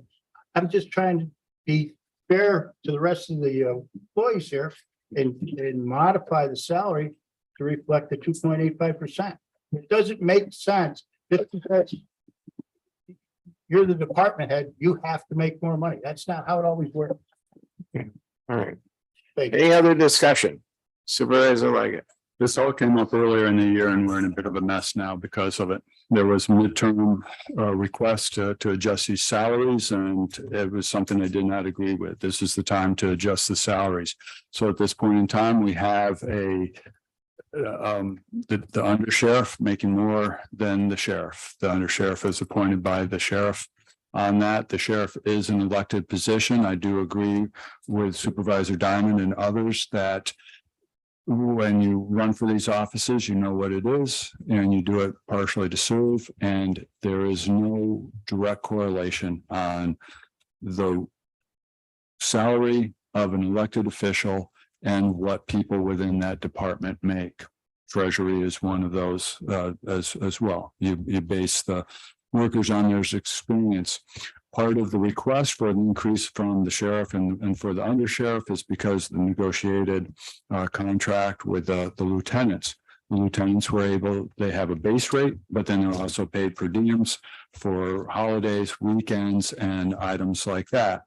So if you look at the total base rate, of what the lieutenants are, the sheriffs would be making more at this time. But we're in a bit of a predicament right now. You have an undersheriff that would be making more than the sheriff. What do you do in a case like that? Also, to keep in mind that the sheriff's office takes care of corrections, communications, and road patrol.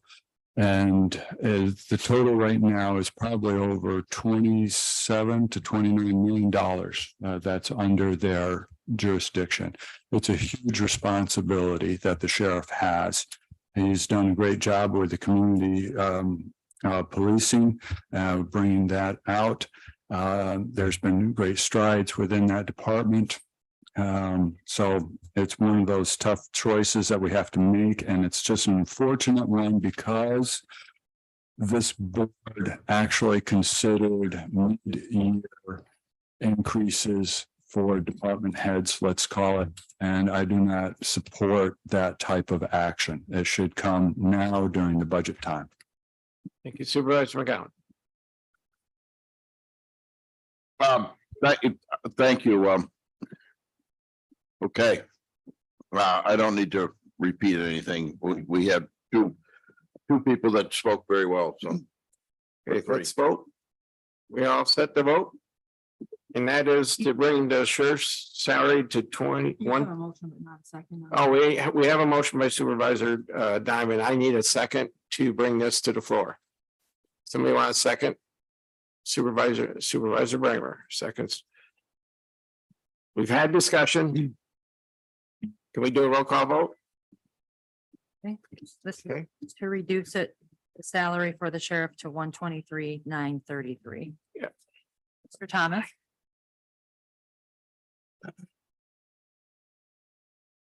Yes. Ms. Runyon, No. Mr. Conover, No. Mr. Leggett, No. Mr. Diamond, Yes. Mr. McDevitt, Yes, yes. Ms. Bramer, Yes. Mr. Bruno, No. Mr. Driscoll. No. I'm sorry. Mr. Driscoll. I didn't hear. I said no. I'm Thank you. sorry. Mr. Drossy, No. Mr. Smith, No. Mr. Merlino, No. Mr. Stroud, No. Mr. Wild, No. Mr. McGowan. You didn't hear him. I'm sorry, I didn't hear. Oh, yes. Sorry. Mr. E2, No. Chairman Garrity. No. Okay, there are only 236 votes in favor, so the amendment fails. Okay. Supervisor Bramer. I believe my colleague is finished. Are you done? Okay. Yeah. Thank you, Chairman. I appreciate your patience as well. Thank you. I do have a proposed amendment as well. You know, I talked about it a little bit earlier, making sure that we have the fairness to our colleagues here at the county who are working very hard every day. And I find it outrageous that there is a proposal to give us a 30% raise. You know, yeah, it's not that much money in the overall scheme of the county budget, millions of dollars. This is like $100 and some $1,000 we're giving ourselves as supervisors.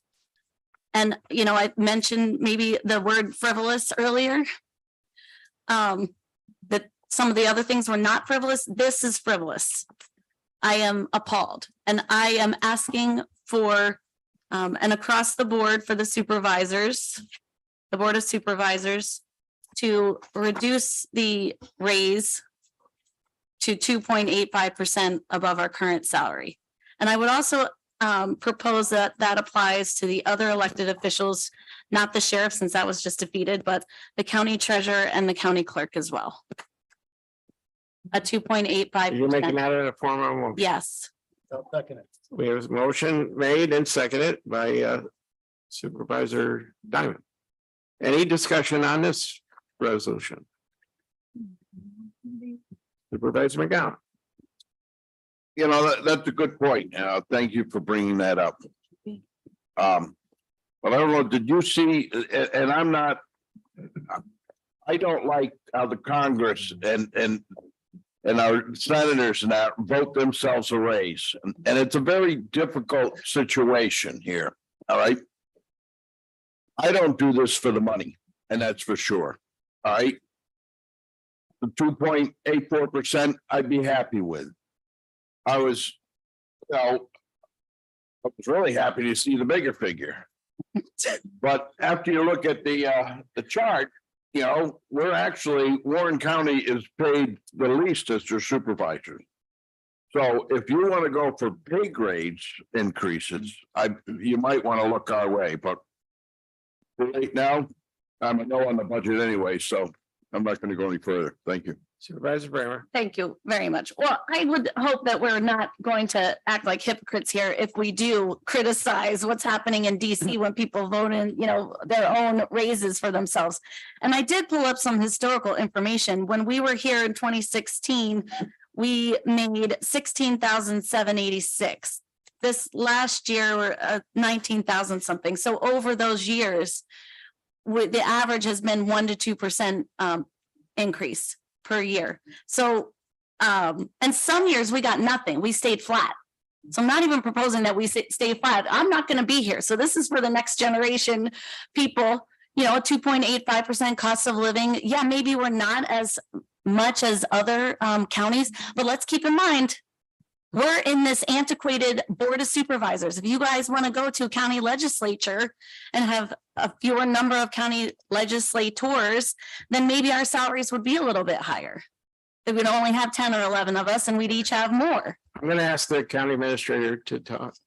Thank you, Mr. Chairman. I made this recommendation after a salary analysis of our county compared to, and I only compared us to other counties that had boards of supervisor structures. Essex, Thompson, Saratoga, Clinton, Hamilton, Sullivan, Washington, and Greene. Now, I will say overall, there are 23 counties that have boards of supervisor structures like ours in New York State. I didn't look at some of the smaller counties. I didn't look at some of the larger counties because they're all over the map in terms of salary. But of the ones I mentioned, we were the lowest. We have not gotten an increase for supervisors in 3 years. And as Supervisor Bramer did say, the raises have been maybe since 2016, about 1% a year, not even keeping up with what the rest of the Warren County workforce is doing. So the increase that I recommended, we gave 5720 to the entire workforce last year. We did not give that to the salaries. I didn't make this a 5720. But I did make the recommendation that would bring us to right at the middle of the pack. We'd still be out. Supervisors would still make more in Hamilton, Sullivan, Washington, and Greene counties. But we'd be right at about the middle of the pack. If you look at the entire 23 counties, we were in the bottom third. We'd be in probably the middle third at that point. So I didn't believe it was unreasonable, you know, in terms of what we require you to do. Very few of you put in any expense accounts, mileage, anything like that. And you're here a lot. So thank you, Mr. Chairman. Okay. Any other discussion? Supervisor Bruno. Thank you, Mr. Chairman. With respect to what you make, I tell people that are considering running for this office or any other office, public office, that if you're running for the money and the benefits, you're running for the wrong reason. The reason you should be here, the reason you're running is to serve the public, to help the public. You have to want to help people, which is why I do it. And so I personally, I don't need any increase. If you want to increase it, the cost of living, that's fine. But again, the reason to be here is public service. Thank you. Supervisor Runyon. I just did the math by hand and it's like the difference is $290 for the year. According to my thing right here. Any other discussions? Do we have a motion? We have that? You do. I'm just we're trying to figure out what the amounts for the treasurer and the county clerk are. So we're working Oh, right now. okay. This is for all the, Well, the motion is to reduce the salaries for the Board of Supervisors to just include a 2.85%, which would decrease from the suggested 25,194 per supervisor to 19,932. But the treasurer and the county clerk, we're just figuring those numbers out right now. okay.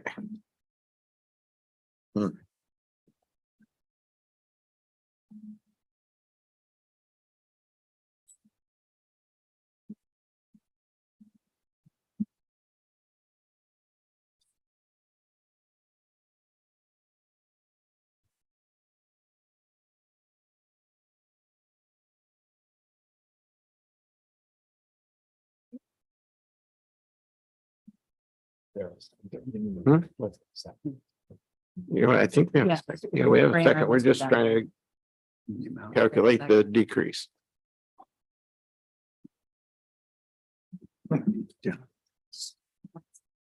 Thing that bugs my ass, no people come in and get same amount as we do, and we get in. County clerk. The budget is 95,912. It would bring a 2.5. So it's easy, but. Be 96. What are they? Years of experience into consideration when this was. set. Yes. County treasurer, currently 114.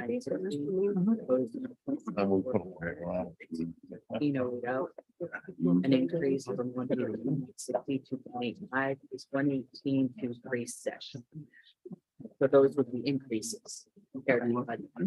So I'm gonna have the clerk announce the, just cut in if I'm wrong. Yep. So the reduction for the Board of Supervisors, I just went over for the county treasurer, increasing the 2.85 from the current would actually increase to 118,236. What's proposed in the budget is 113,080.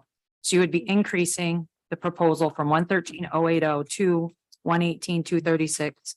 And then for the county clerk, you would be increasing from what's proposed of 95,912 to 96,081.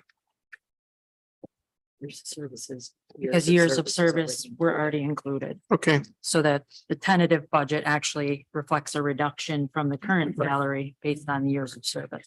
But I'm saying go 2.85% from current salary, current. Right. That's So what you're you're doing. increasing Okay. the budget, not decreasing the budget. Okay, that's fine. okay. So let's vote.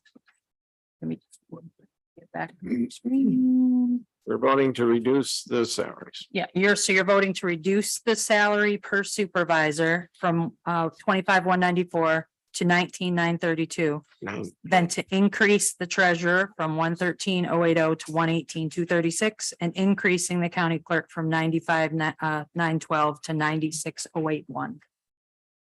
Mr. Thomas, No. Ms. Runyon, No. Mr. Conover, No. Mr. Leggett, Yes. Mr. Diamond, Yes. Mr. McDevitt, Yes. Ms. Bramer, Yes. Mr. Bruno, Yes. Mr. Driscoll, Yes. Mr. Drossy, No.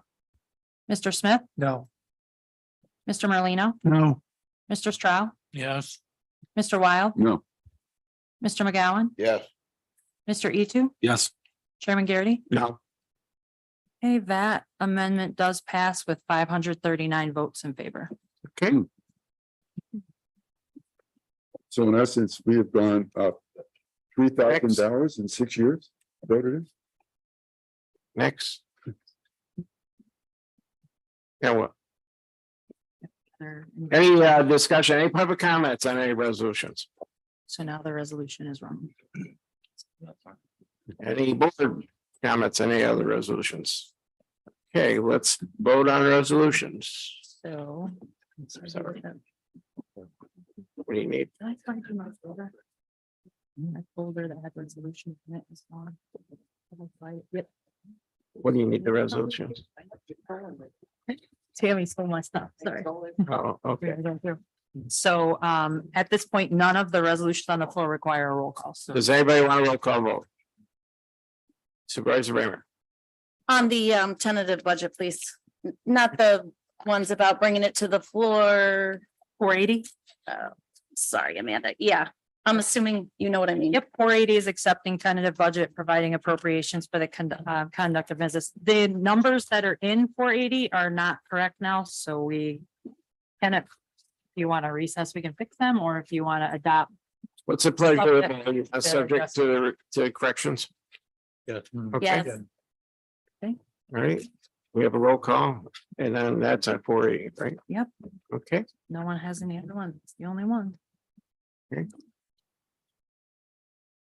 You ready? yes, I'm ready. So this is subject, excuse me, subject to corrections as approved by the board today. Yeah, just the amendments to the board and the clerk and the treasurer. Thank you.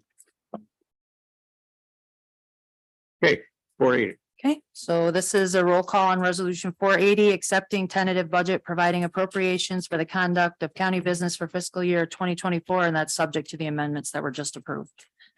Mr. Thomas, Yes, I presented it. Yep. Ms. Runyon, Yes. Mr. Conover, Yeah. Mr. Leggett, Yes. Mr. Diamond, No. Mr. McDevitt. Yes. Ms. Bramer, No, Mr. Bruno, Yes. Mr. Driscoll. Yes. Mr. Drossy, Yes. Mr. Smith, Yes. Mr. Merlino, Yes. Stroud, Yes. Mr. Wild. Yes. Mr. McGowan, No. Mr. Etu, Yes. Chairman Garrity. Yes. Okay, that passes with 671 votes in favor. Okay. And you need a collective on A it. collective on the rest of the resolutions. All those in favor signify by saying aye. Aye. Anybody opposed? Mr. Thomas is opposed. Yes. Just out of. Okay. I'll note that. right, opposed to. Any other privilege of the floor? Anybody wish to address the board? Treasurer Swan. I promise I'm only going to take a few minutes of your time. I do want to just stress the fact that the unencumbered fund balance, you need to make as few hits as that on that as possible. I've been saying this for the last 12 years and Frank knows exactly what I'm talking about, that, we hit a time when we didn't have any fund balance and the county was borrowing money to make daily expenses. So we just got to keep that up there. I don't have a problem with the one-time expenses because I think that's a good way to budget. And the other thing is, and this is by no means a shot at you, Supervisor Thomas, but at some point in time, I feel that you probably will cease to be our budget officer here. And I would like this board and the board coming in to consider the fact or the thought of having the treasurer do the budget. That's how it's done in most other counties. Either the treasurer or the controller has done it. Your incoming treasurer has more than enough experience to do that. And it's just a suggestion I'm throwing out there as a thought for the future. If you start running into problems, having one of you people do the budget. That's it. Thank you. Thank you. Very good. I have a couple of announcements I'd like to make. There are two people who were nominated as senior citizens of the year. One is Beatrice Romaine of Queensberry, and the second one was our own Ben Driscoll of Glen Spa. So congratulations to Ben. It's a nice award. I don't know if you have it yet. No, I got to run to do a Zoom meeting that started at 1. So let's give Ben a round of applause for being named. Any other announcements? Motion to adjourn by Supervisor Conover.